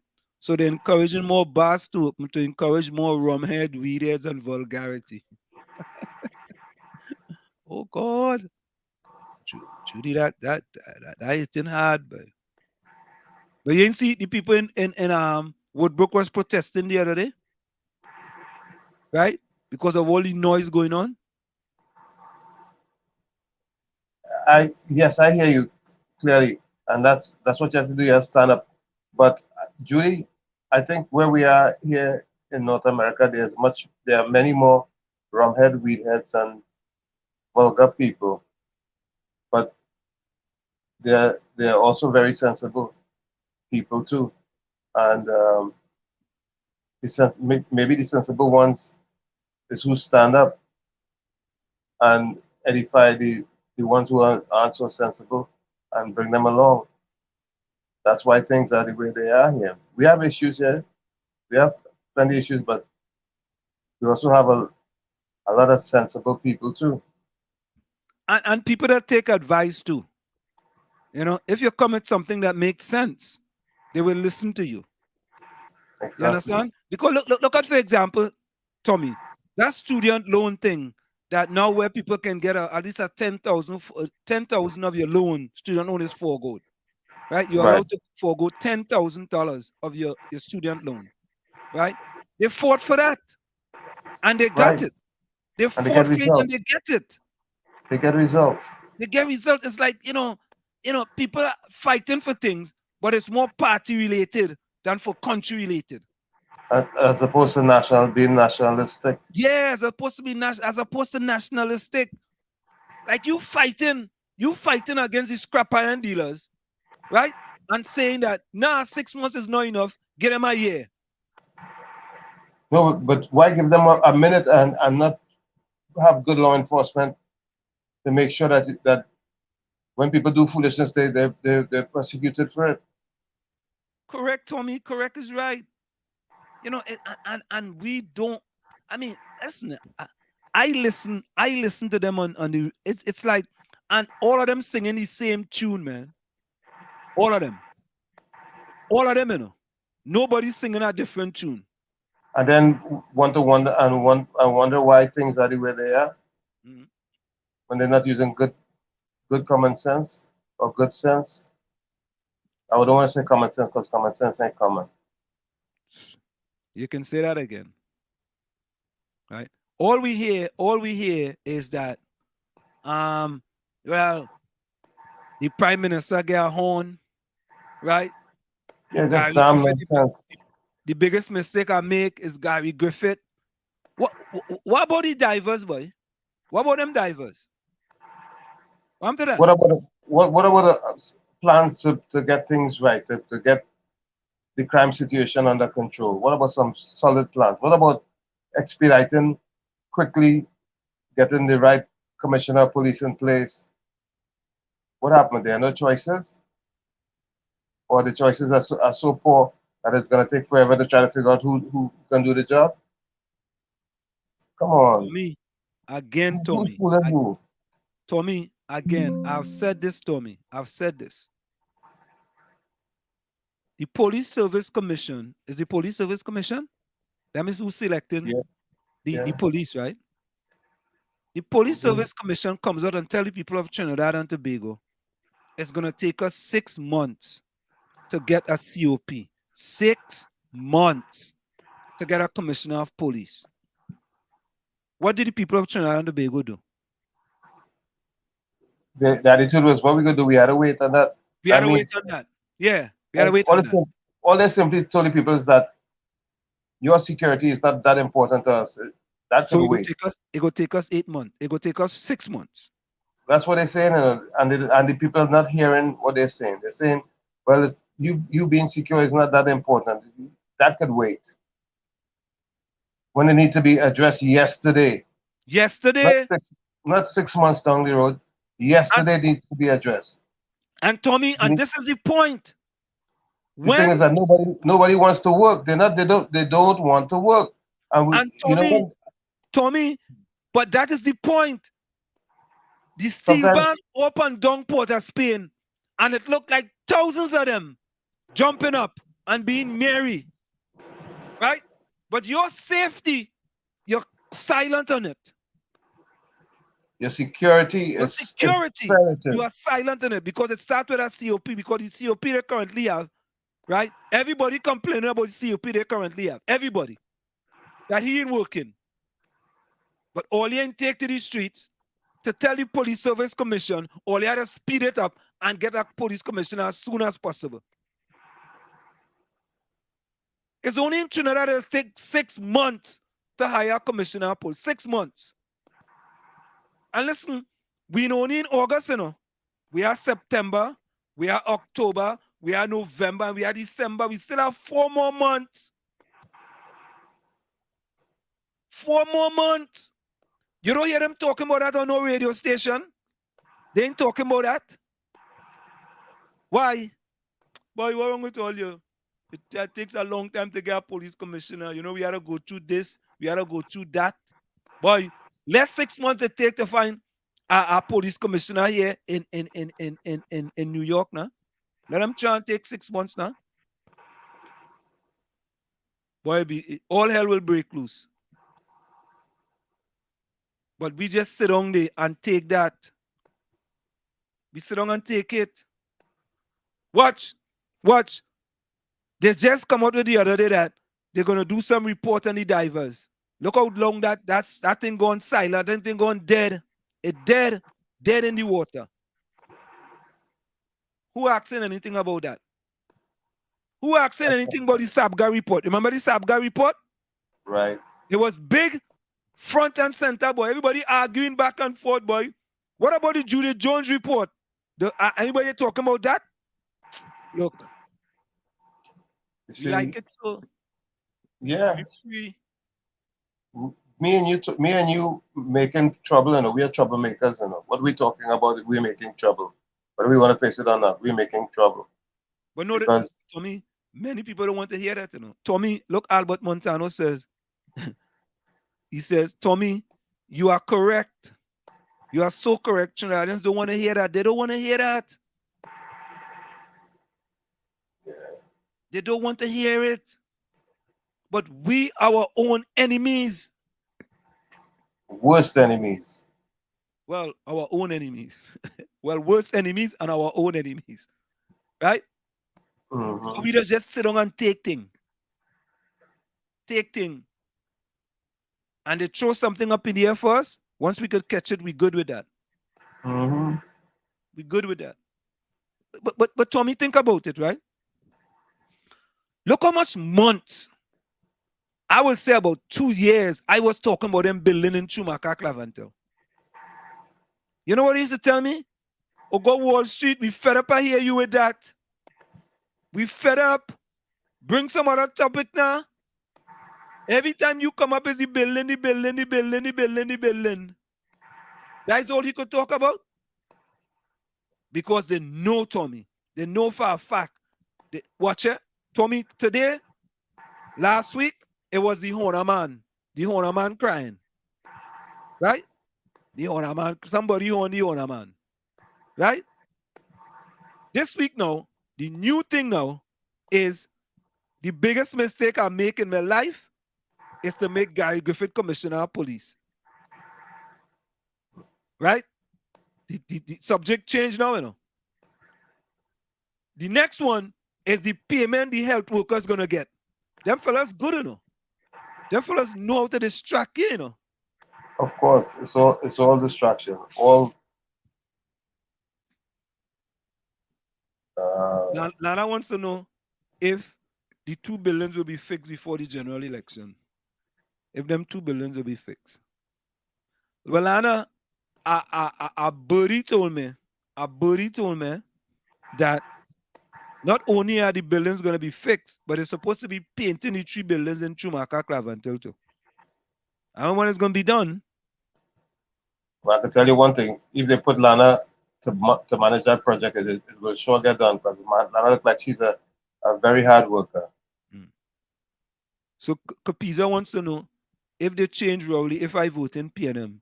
Kapiza, I want to know if they change Kamala, you vote in UNC? You see, what I really want to say is that regardless of who you put into the leadership, if the people's attitude don't change, the results will be the same over and over and over again. Because they will be able to take them for granted and pull the wool over their eyes over and over again. Because when my mother left Trinidad and Tobago, the Prime Minister was Eric Williams. Eric Williams meant well, and he tried to put things in place, a lot of things in place. But the operators, and the ones who were charged with carrying out some of the ideas and the plans that were afoot, their attitudes created a society and a system that didn't work and couldn't work. We need some attitude adjustment in Trinidad. Tobago, I wouldn't delve into saying Tobago this and Tobago that, because I believe Tobago has a different culture than Trinidad. We need some attitude adjustments in Trinidad, and things will go a lot better. Regardless of who you put into power, the results may just be the same. Change party, have election? Nah. I think the problem is systematic. What do you think? With that? I agree. I agree that it's the system. I agree it's the system. I agree, because what happens is that, but it's not only the system too, Tommy. Some of them politicians are to go home to retire. They have to go home. They have to go home because, Tommy, which innovative idea we have had in Trinidad in the past 7 years that you know of? Anybody in the chat, can you give me an innovative idea that we have had accomplished? Let me say in the last 10 years, an innovative idea in Trinidad and Tobago. There has to be, and there had to be some innovative ideas that came along. For example, Tommy, you think you could one? I haven't given it any brain power right now, but I'm sure if I do some research, I'll find some good and creative and innovative ideas. All right, that came up. you keep looking. Keep looking. I want somebody in the chat to give me one innovative idea we have had in Trinidad and Tobago for the last 10 years, a decade. Last 10 years, 1 decade. Ulrich says none. He says none twice. Yeah, what Capiza, yeah, what Hailey says. Capiza, they could kick Ansem out of the PNM like a dog, mash, gone from here. But one thing they cannot do is kick the PNM out of Ansem. Balize juice, boy. Oh, God. Hailey, you look good, you know. Oh, God. Hailey, you look good, boy. Yeah, you could take the Chumaka out of me, but you can't take you could take me out of Chumaka, but you can't take the Chumaka out of me. There you go, Hailey. You could take me out of Chumaka, but you can't take the Chumaka out of me. Yeah. You know? PNM UNC, PNM UNC, PNM UNC. All the time. All the time. All the time. That matters not. Because you could put whoever in there and the attitudes don't change and you don't make the demands on them, you'll get the same results. No, Judy, plenty of people go disagree with you, you know. Judy says, I do agree Eric Williams meant well for citizens of TNT. I agree with that.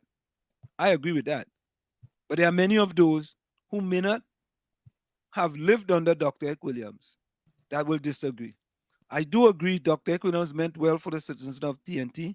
Tobagonians is out of the equation. Different people, different mentality. I could tell you about Tobago. My father is a Tobagonian. My father lives in Tobago. They are different people. Different. Very different. Right?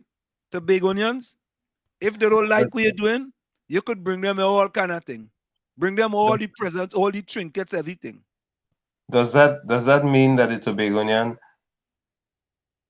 Tobagonians' ability to govern in Trinidad may be a little flawed? I don't know. I'm just putting that out there because since we're talking about the difference in the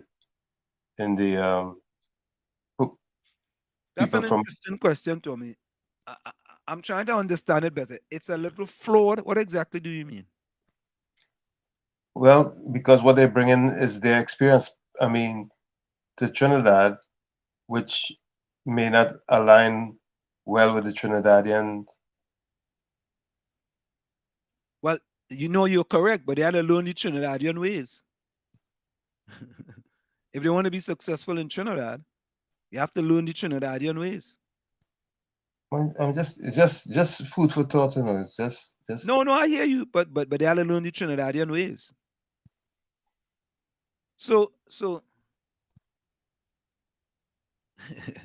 Lana says she have an innovative idea. Stop all them antique politicians from going up for government. Folks, I'm looking for an innovative ideas. Yeah. Capisa says driver license. What was innovative about the driver's license, Capisa? Driver's license. Change the money. Capisa said they change the money. That is innovation. With all the problems they had, and people bringing in $1 million into the bank. You think that's innovative, Tommy? Changing money. Well, what they did is they were able to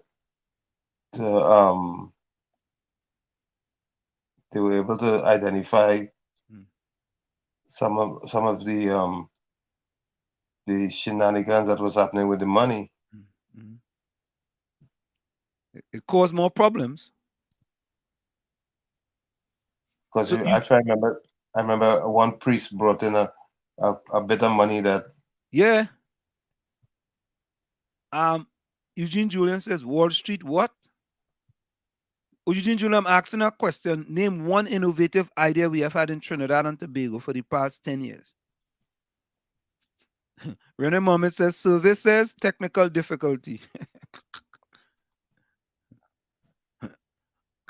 Hailey says, Rowley and the PNM government keep creating organizations for everything. That is the most creative things they do. Albert says Tobago is a different breed of people. I lived there and worked there. I was treated very well because I respected the people. Yeah, Tobagonians are different. Yeah, they're more respectable people. Daryl Super says, to the best of my knowledge, I can't think of any. Now, there has to be one creative idea that Judy says she moving to Tobago. Eugene Julian says, Wall Street, what do you suggest? About what, Eugene? I am trying to find out one innovative idea that we have had in the past 10 years originating out of Trinidad and Tobago. Just one. A person told me that the thing that Foster Cummins was doing with the agri in his constituency of getting land to people and people going and plant and things, that was innovative. That's one thing somebody told me was innovative. I'm sure if you dig, you'll find many other innovative ideas that came up. Because, Trinidadians, Trinbagonians, I have to say, are very creative people. A lot of it may not even come to the surface. Lana say, innovative idea. Take one ministry and break it up into 4.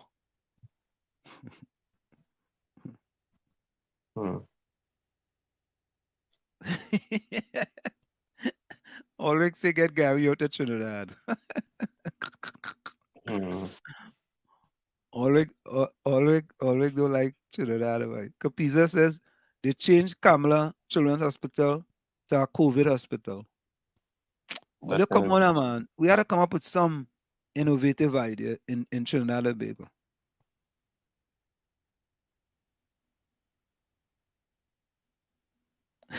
Takesha says, Rowley innovative idea was to move Gary Griffith. Oh, come on now, man. Give me one now, man. So, Tommy, Kenton Thomas asked this question. Mr. Tommy, could you inform us of some of the mismanagement during the years you spent in Trinidad under the UNC? Oh, wow. Kenton Is that Thomas. big one, Tommy, right? Yeah.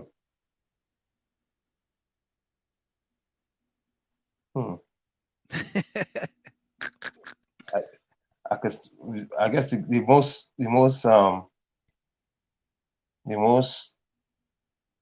blaring one was live sport.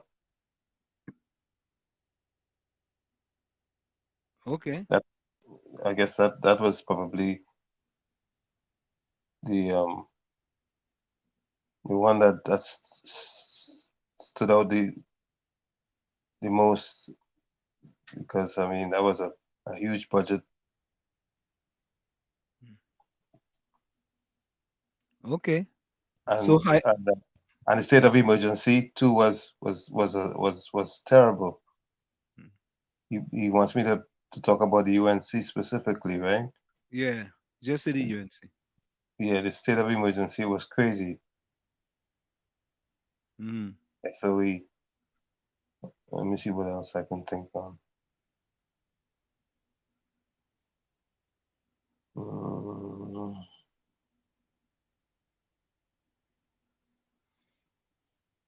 Let me see what you asked again. I guess the Rishmi Ramnarayan was another one. Rishmi Ramnarayan. That was a mismanagement. They're trying to appoint a person who was not suitable for the position. Right. That was another one. I think there was a situation with Mary King too as well. When Mary King had to resign. Right? I mean, there was an issue with Anand Ram Logan too. Yeah. Anand Ram Logan had to resign. When you start to think about it, just like every Monday morning there was something going on. No, there was always something happening. There was always something happening. So Kenton, there's some of your answers.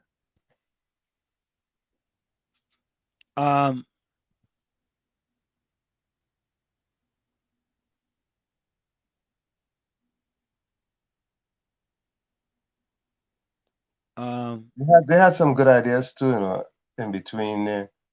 There was just too much going on, man. Well, listen, the laptop was a great idea. That was an idea that was ahead of its time. That was a fantastic idea, right? And I thought when it comes to like fixing issues, they move decisively. Yeah. They didn't wait and form no Yeah, commission. they didn't ponder on it forever. And Yeah. They form no committee, and the committee take months, and if they had to do something, they move on it.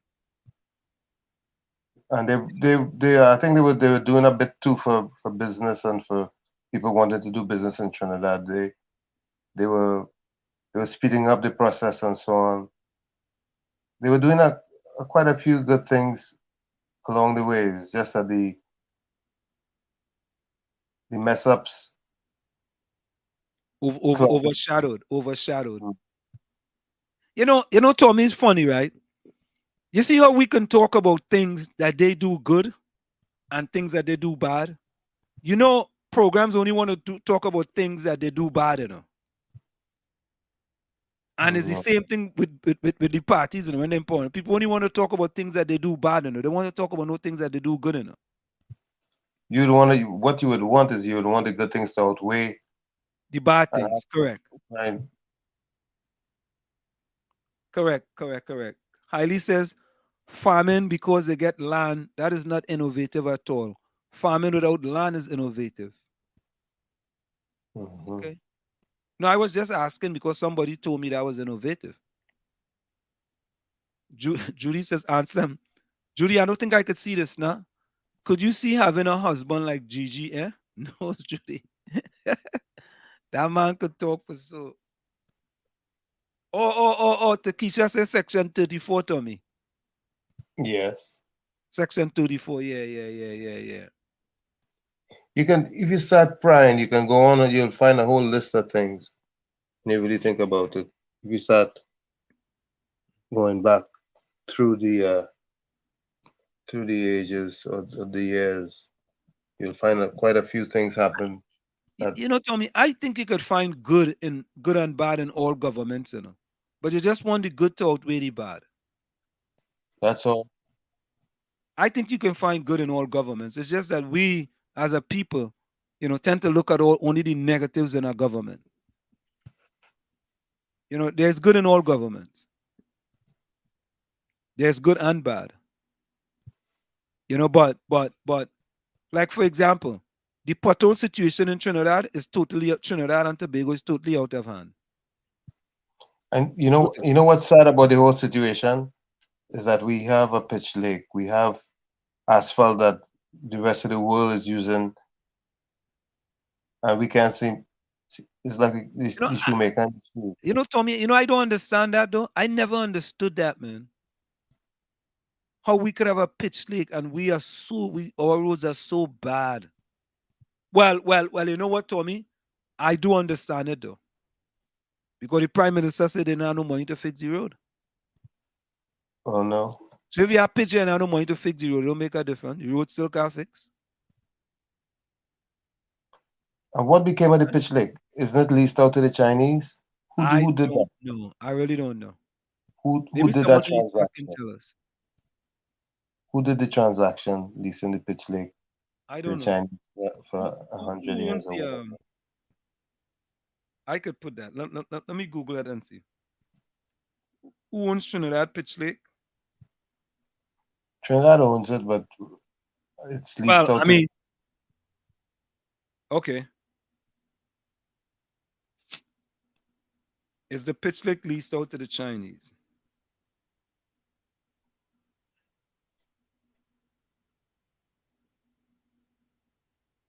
Is the Pitch Lake of Trinidad leased?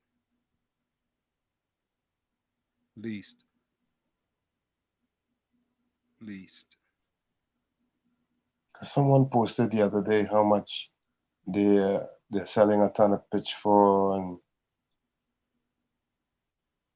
it says Who owns the Pitch Lake, Trinidad Pitch Lake? Lake Asphalt of Trinidad and Tobago. Type state-owned. Founded in 1851. It is state-owned, but it may be leased out to a foreign entity from what... Hold up. The Trinidad and Tobago sell the Pitch Lake. The media have been pushing message about dry dock facilities, but it did not tell you that the Library Pitch Lake has been sold following the sale of Petrochin. That's just a report there. Oh. That's like propaganda. Yeah. I don't think it China was buy Trinidad and Tobago. Okay. And in September 2011, right. Cabinet yesterday authorized Trinidad Lake Asphalt to sign a 3-year contract with China Railway Construction Company for the supply of asphalt to China.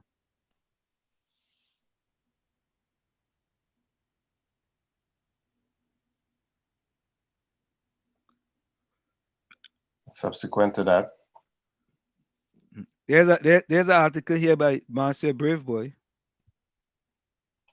It says your pitch lake have been sold. It is in 2018. Did you realize that Keith already sold your pitch lake to the Chinese? I don't know about that.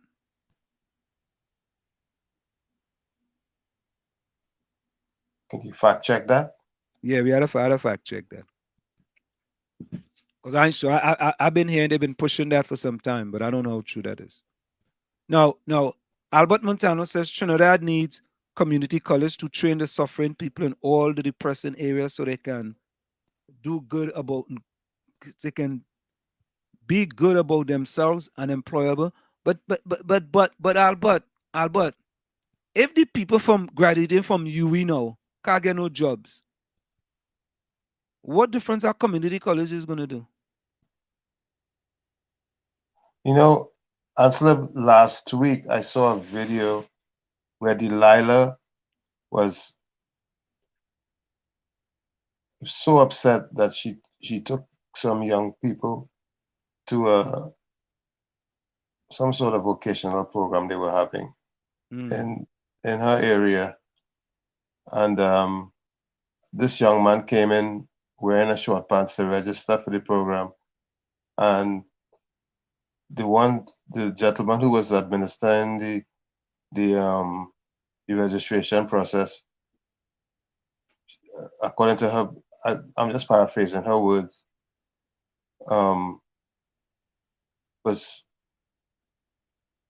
apparently he was very, very nasty to that particular person who was trying to register because of his attire. And she was so upset, saying that the young person didn't have the means to be better dressed than they were. They were just trying to make ends meet, and things were so bad with them that the man who was taking the applications should be more understanding and more compassionate towards them. And what came to mind was what Fali did in Tobago. You with me? Yeah. He took them off the plantation. He says, if you want to come to this THA offices, you don't have to come with no sneak, you don't have to come with no dress. You could come with a sapat, come with your pajamas, come with your washikong, come with your hat turned backwards, sideways, whatever you come. Just come. Yeah. Master, they done. And what Delilah said is while she was taking her car was full with people that she was taking to get registered. The same young man in question, she passed him on the roadway in the pouring rain, trying to make his way there, trying to get mop a drop or whatever to get there. And you turn him away. You turn him away when he gets there. Yeah, he was buffed and ordered out of the facility and told that he had to dress better to come there. And it's just simply to put his name on a list to be selected to get the training, some sort of welding or something of sorts. So you know what you have did to that guy's psyche, right? Exactly. And Delilah was very emotional about it. See, boy? These are some of the issues that These we're are some of dealing the with. issues. There's some of the Tommy, you know, there's little issues in Trinidad, man. Takesha says innovate was to lock stranded nationals outside and help cricket and invite outsiders in the country while the borders was closed. Tommy, there's some easy fixes in Trinidad and Tobago. And I've said this before here. But I think you gotta say Trinidad more than Tobago that need the fixes, because Tobago seem to be always a little bit more conscious and conscientious. Yes, yes. Tobago already talk about changing them street names in Tobago. Farley not even in office a year yet, and he already talking about that. You understand? Yeah, what I was gonna say, right, Tommy? Tommy, the government have a program called LIMSIC. It's the Laventille Mover School Improvement Program. LIMSIP. Laventille Mover. LIMSIP. LMSIP. The Laventille Mover School Improvement Program. Okay. And I was enthusiastic about that program, man. Enthusiastic. And I say, boy, here's your way to give back to the communities, especially during the summertime when there's no school. And I made a proposal to them, right, in order to go in and mentor these students and talk to these students, you know, and try to inspire them for a better tomorrow. But them take me on. I was in the Ministry of Education, you know. I met with people, you know. People who was administering the LIMSIP program, right? And my ideas died a slow death in Trinidad and Tobago. Well, Trinidad. In Trinidad. I also went and spoke to the kids at the time at Belmont Government Secondary, right? And Tommy, I can tell you, the kids were very enthusiastic about the discussion, and they wanted people to give them some positive reinforcement. What year was that? You know who's the coach? George Romano is the coach. Okay. George Romano is the coach, and George invited me. What year was that, boy? I think that was like 2017, 2018, you know. And they were practicing in the savannah. And I went. I mean, I take a little run around the savannah, do a 2 laps, and when I was finished, I went over and talked to the kids. And the kids were very enthusiastic. And I also went to the school another time, met the principal, and I spoke to the kids at the school. It was a great experience, right? I also went to Mover Laventille Secondary School as well. I went to Tranquility Government Secondary School as well. And all the discussions with the kids were well received. Well received. You know, and this was on my own dime. I paid my way to Trinidad. I made the hookups. You know, I didn't ask nobody for a cent. You see, and I enjoyed doing it. And you could see the impact it could have on these kids, you know, who are just looking for somebody to inspire them for a better tomorrow. That's it. You know, but I think in Trinidad, you know, we don't think.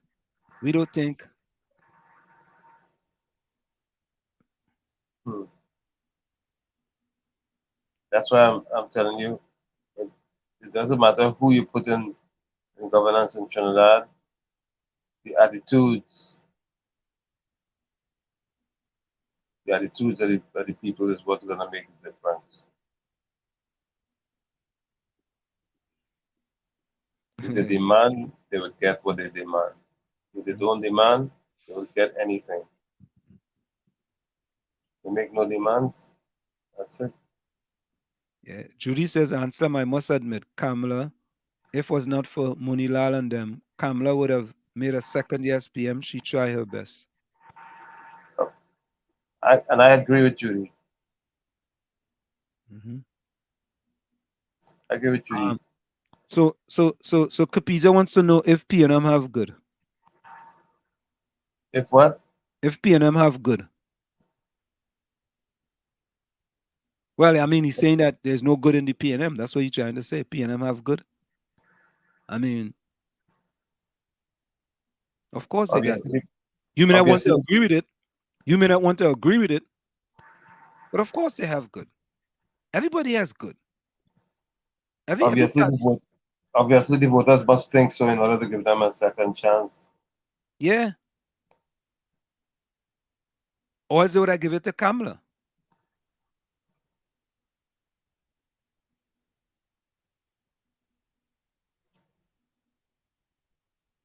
So people saying the Chinese own the pitch lake. Yeah. Ken John said everything in Trinidad is turning massy now. Even the Port of Spain licensing. Albert Montano said the pitch lake must be in another country.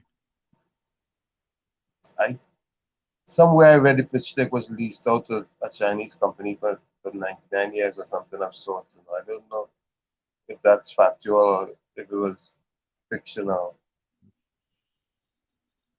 No, I don't want to agree with. I don't want Ken John.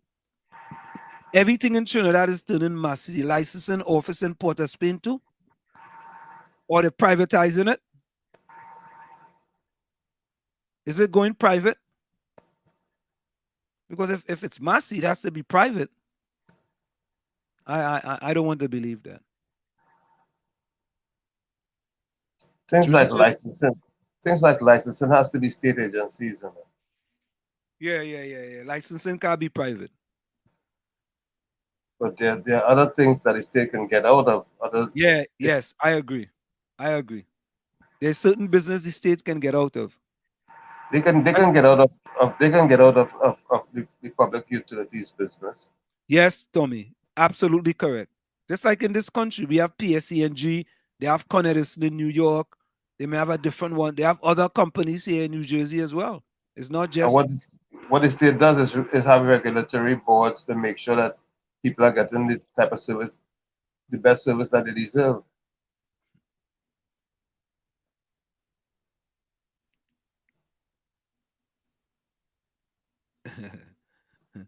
Albert Montano says Trinidad will have to learn to speak Chinese and Spanish because we will be the minority.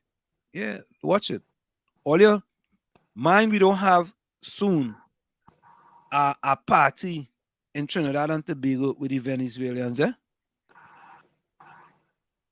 Watch it. Mind that will happen. Whatever Trinidad deserves, it will get.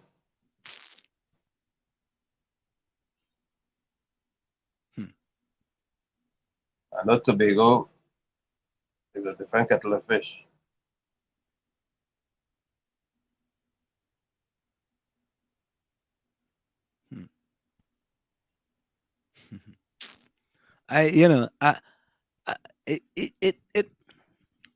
Tell me, what is it gonna take, man, for the people of Trinidad and Tobago in order for them to want changes for the improvement of the country? Not changes for party, changes for the improvement of the country. But any organization who really wants to improve the country, would they be given a chance to do so?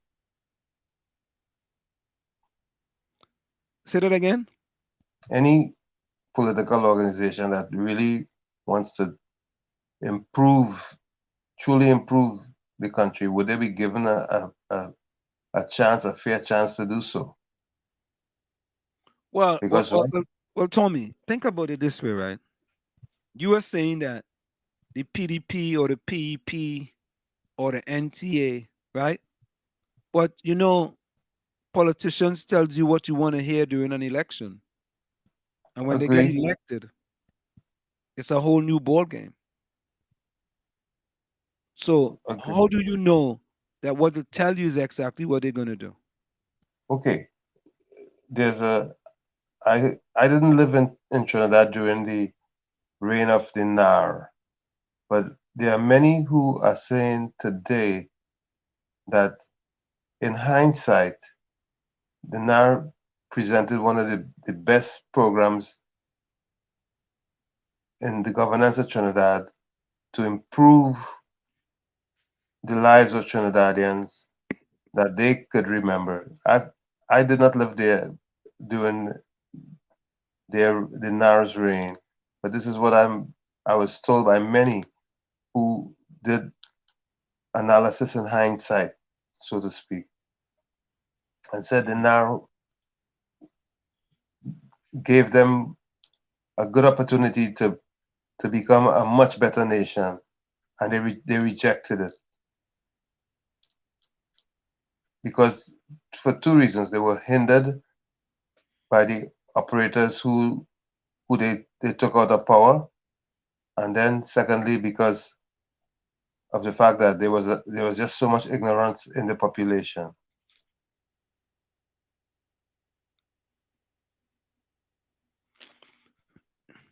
What say you? You know, Tommy, think about it this way, right? If the NAR was so good, the NAR is now a defunct political entity. Right. If they were so good, they would have stand the test of time. But they didn't stand the test of time. But they understood. I understand that they were undermined, and that the propaganda network or machine worked very hard against them. That they couldn't see the light of day when it came to the way that the propaganda was mounted up against them. These are some of what I was told. I didn't live in Trinidad during their reign. I may have visited only for Carnival during those years.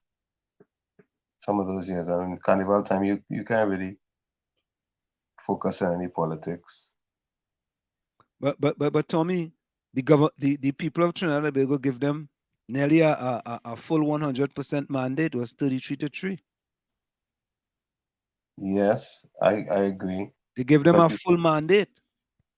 But what happened is that they came in and then they didn't really listen to the people. People didn't understand that they were making recommendations that the people didn't want to hear. When they were introducing empowering ideas for the population, they were being the opposition, who were only 3 at the time, but very vocal, made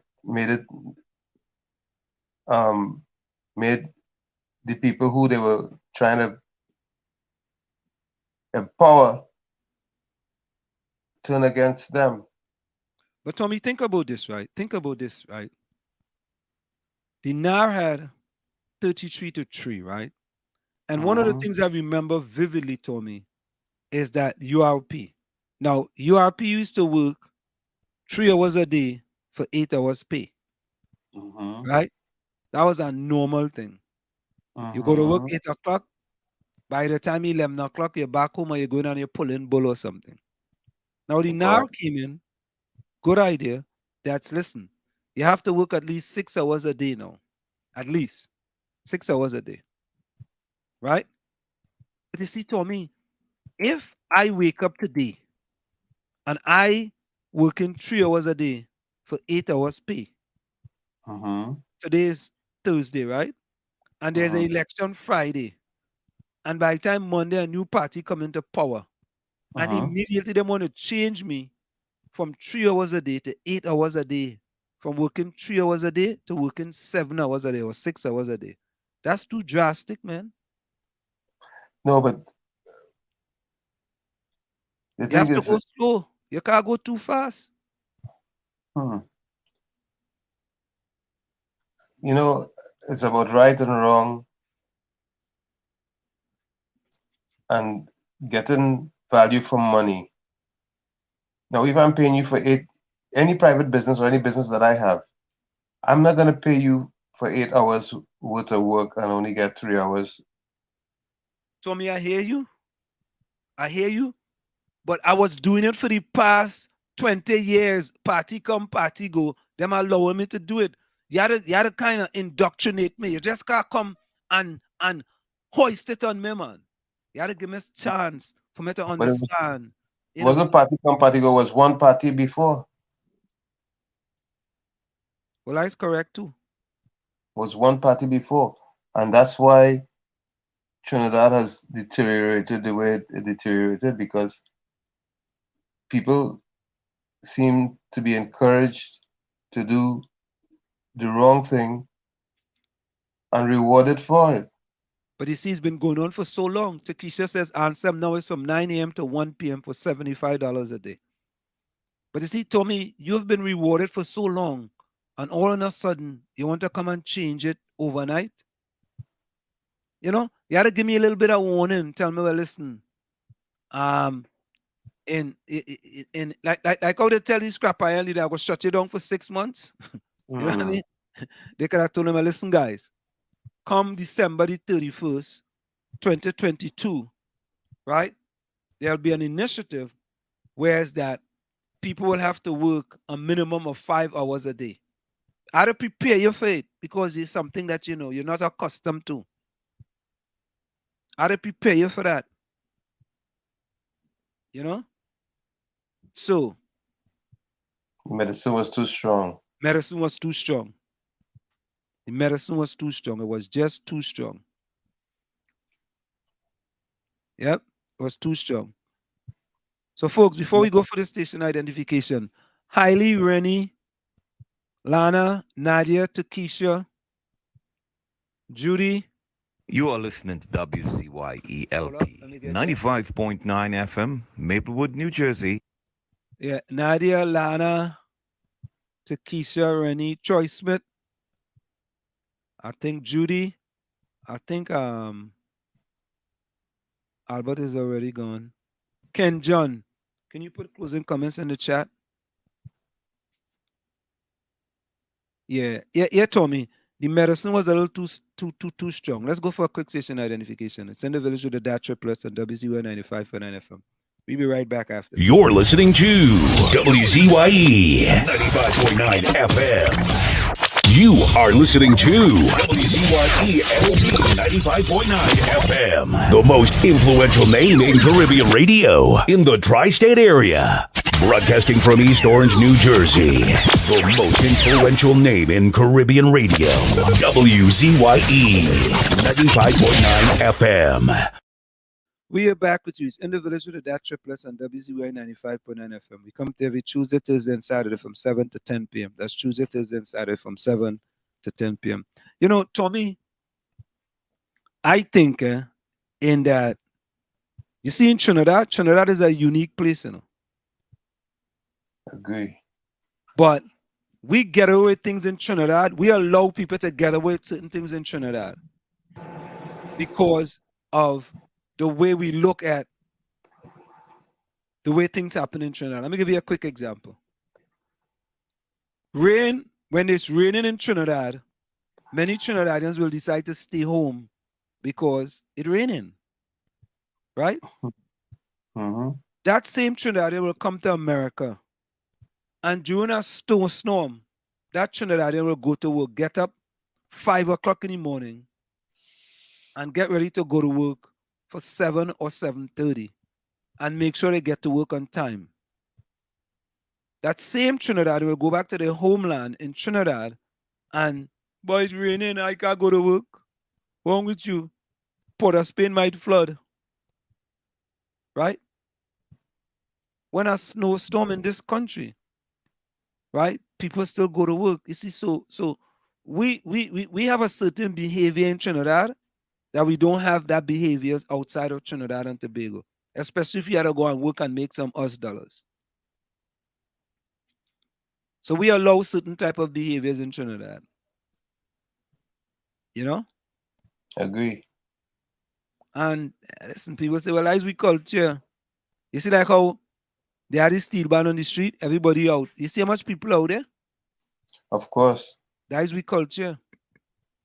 Right? So when time to get up, you know, as Maximus down on them say, we jamming still. The city could burn down. We jamming still. The village could fall down. We jamming still. You know, and then what they'll do is that They will look at people outside of Trinidad and Tobago and tell you, Tommy, you, Diana, Gary, and myself, all they don't understand what's going on in Trinidad and Tobago. No, because we kind of slow, you know. Yeah, and all they living outside. All they don't understand. Mm-hmm. You know.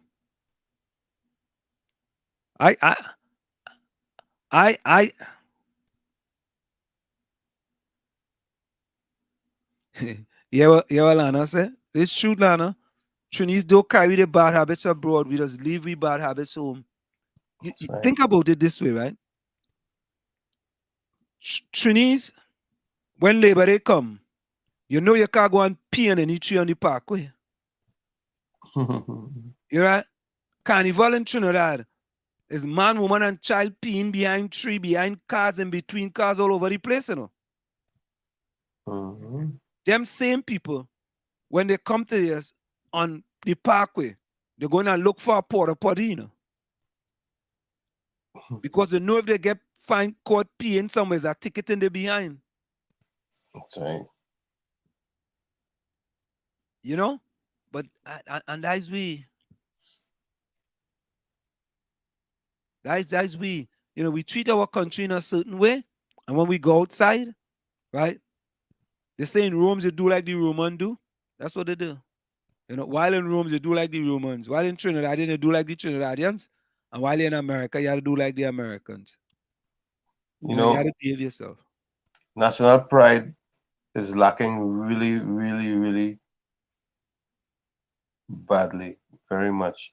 Because when they go to the waterways, the rivers and the ocean, the sea, they litter like nobody's business. You go to a beach after the crowd goes home, and you would see so much litter. You wonder what happened. Why? Why is it's so much mindlessness taking place?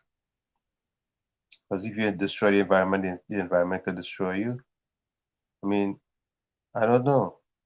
There's just no way you could seem to get that straight to the Trinidadian. However, Tobago is quite different, no? Or Tobago is very different. Yeah. Watch this, Tommy. This is what we're gonna do. Watch. Look. Watch this, right? This is one of the ads they have for the 60th Jubilee celebration. You see it? Forging forward with a music truck. Independence Culture Caravan. Sunday the 28th. We're on the road from Shagaramas, from Shogunas to Diego Martin. Shogunas to Diego. See?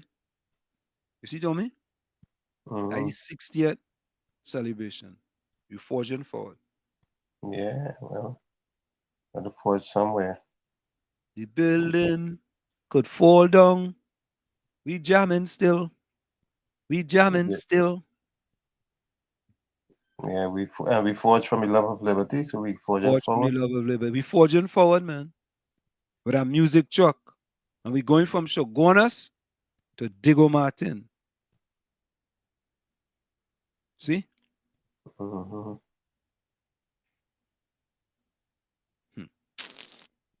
Think it easy. Yeah. Think it easy. I know it ain't easy. It never was, it never will be. But I see that. I say, but wait, by forging forward on a truck, you know. That's we culture, you know. The fella who owned that truck should have donated that truck. See, Trinidad and Tobago 60 years forging forward. But I heard All Stars playing on a truck last night. Yeah, that's the one I just played there. Beautiful, man. That was All Star. Yeah, listen, man, fantabulous. Right? But we have to take that vigor and vitality into other things to make the country better and to hold the government accountable. Start playing. Plain talk, bad manners. Yeah, boss. And let me read my favorite quote by Frederick Douglass. Power concedes nothing without a demand. It never did and it never will. Find out just what any people will quietly submit to, and you have found out the exact measure of injustice and wrong which will be imposed upon them. And these will continue till they are resisted with either words or blows or with both. From where I sit, this is it. The clock on the wall. So that's all I like to say, but I've got to go. Remember, hard work beats talent. When talent does not work hard, and for every 60 seconds of anger, you lose 1 minute of happiness. Go ahead, Tommy. Exactly. These are the words of John Ruskin. A little thought and a little kindness are often worth more than a great deal of money. And that's what we need. We need people in Trinidad to just think a little and be kind to each other. And we'll have a better nation.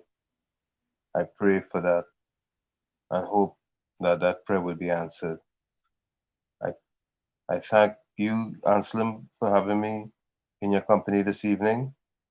And I thank the people who are in the chat, the ones who've been listening. I know there are many that we don't know about, but we appreciate you so very much and look forward to being with you again on Saturday, God willing. Be safe. Love you all. Good night. Thank you, Tommy. I thank you. Yeah, let me read those in the chat.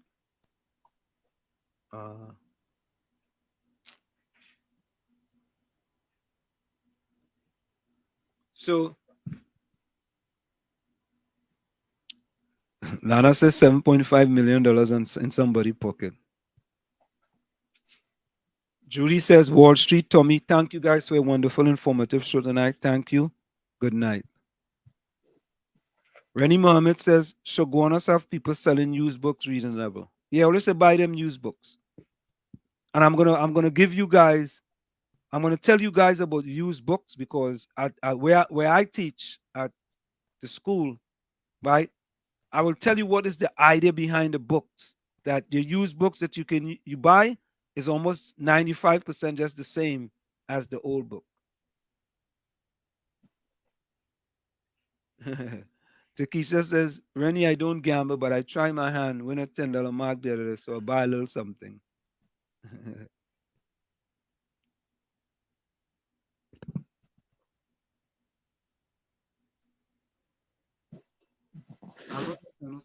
Someone told me the hours of work for a daily paid in local government was always 8 hours a day. And after the 1983 election, the employees started staying on the job till after 2 p.m.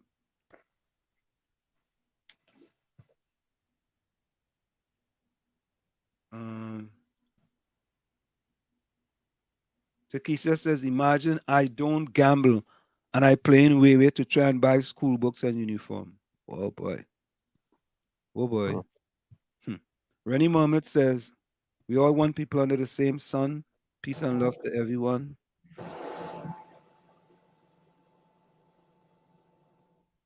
Takesha says, it's always a pleasure being in the village. I'm always grateful being here with my new family. One love, everyone. Be safe. God bless everyone. Love you guys. Don't matter what race. Thank you, Takesha. Hailey says, doing what is right is the right thing to do. It makes sense. Doing things so you can feed your ego a hero is nonsense. Peace and love, folks. Watax. Thank you, Hailey.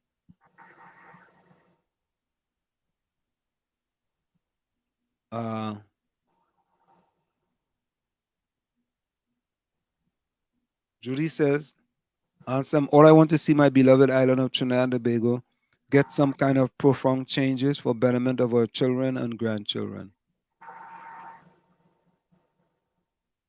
Lana says, let every moment count. Time waits on no one. Live, laugh, love. In the village where we keep it real. Stay safe, my village family. Thank you, Lana.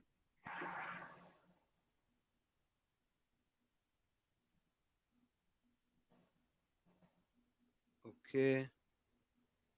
Let me see if there's any other.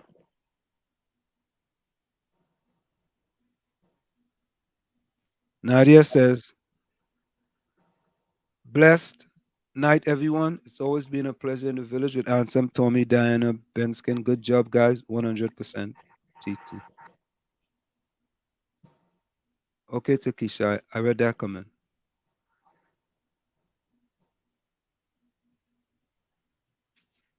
Okay, guys, we're gonna go out with a song by King Shortshirt. When? All right, so let's go out with that one. So, folks, have a pleasant night. See you on Saturday. Take care. We're gonna go with Shortshirt. When? This is a good one from the past. Thank you, Rennie. Here we go.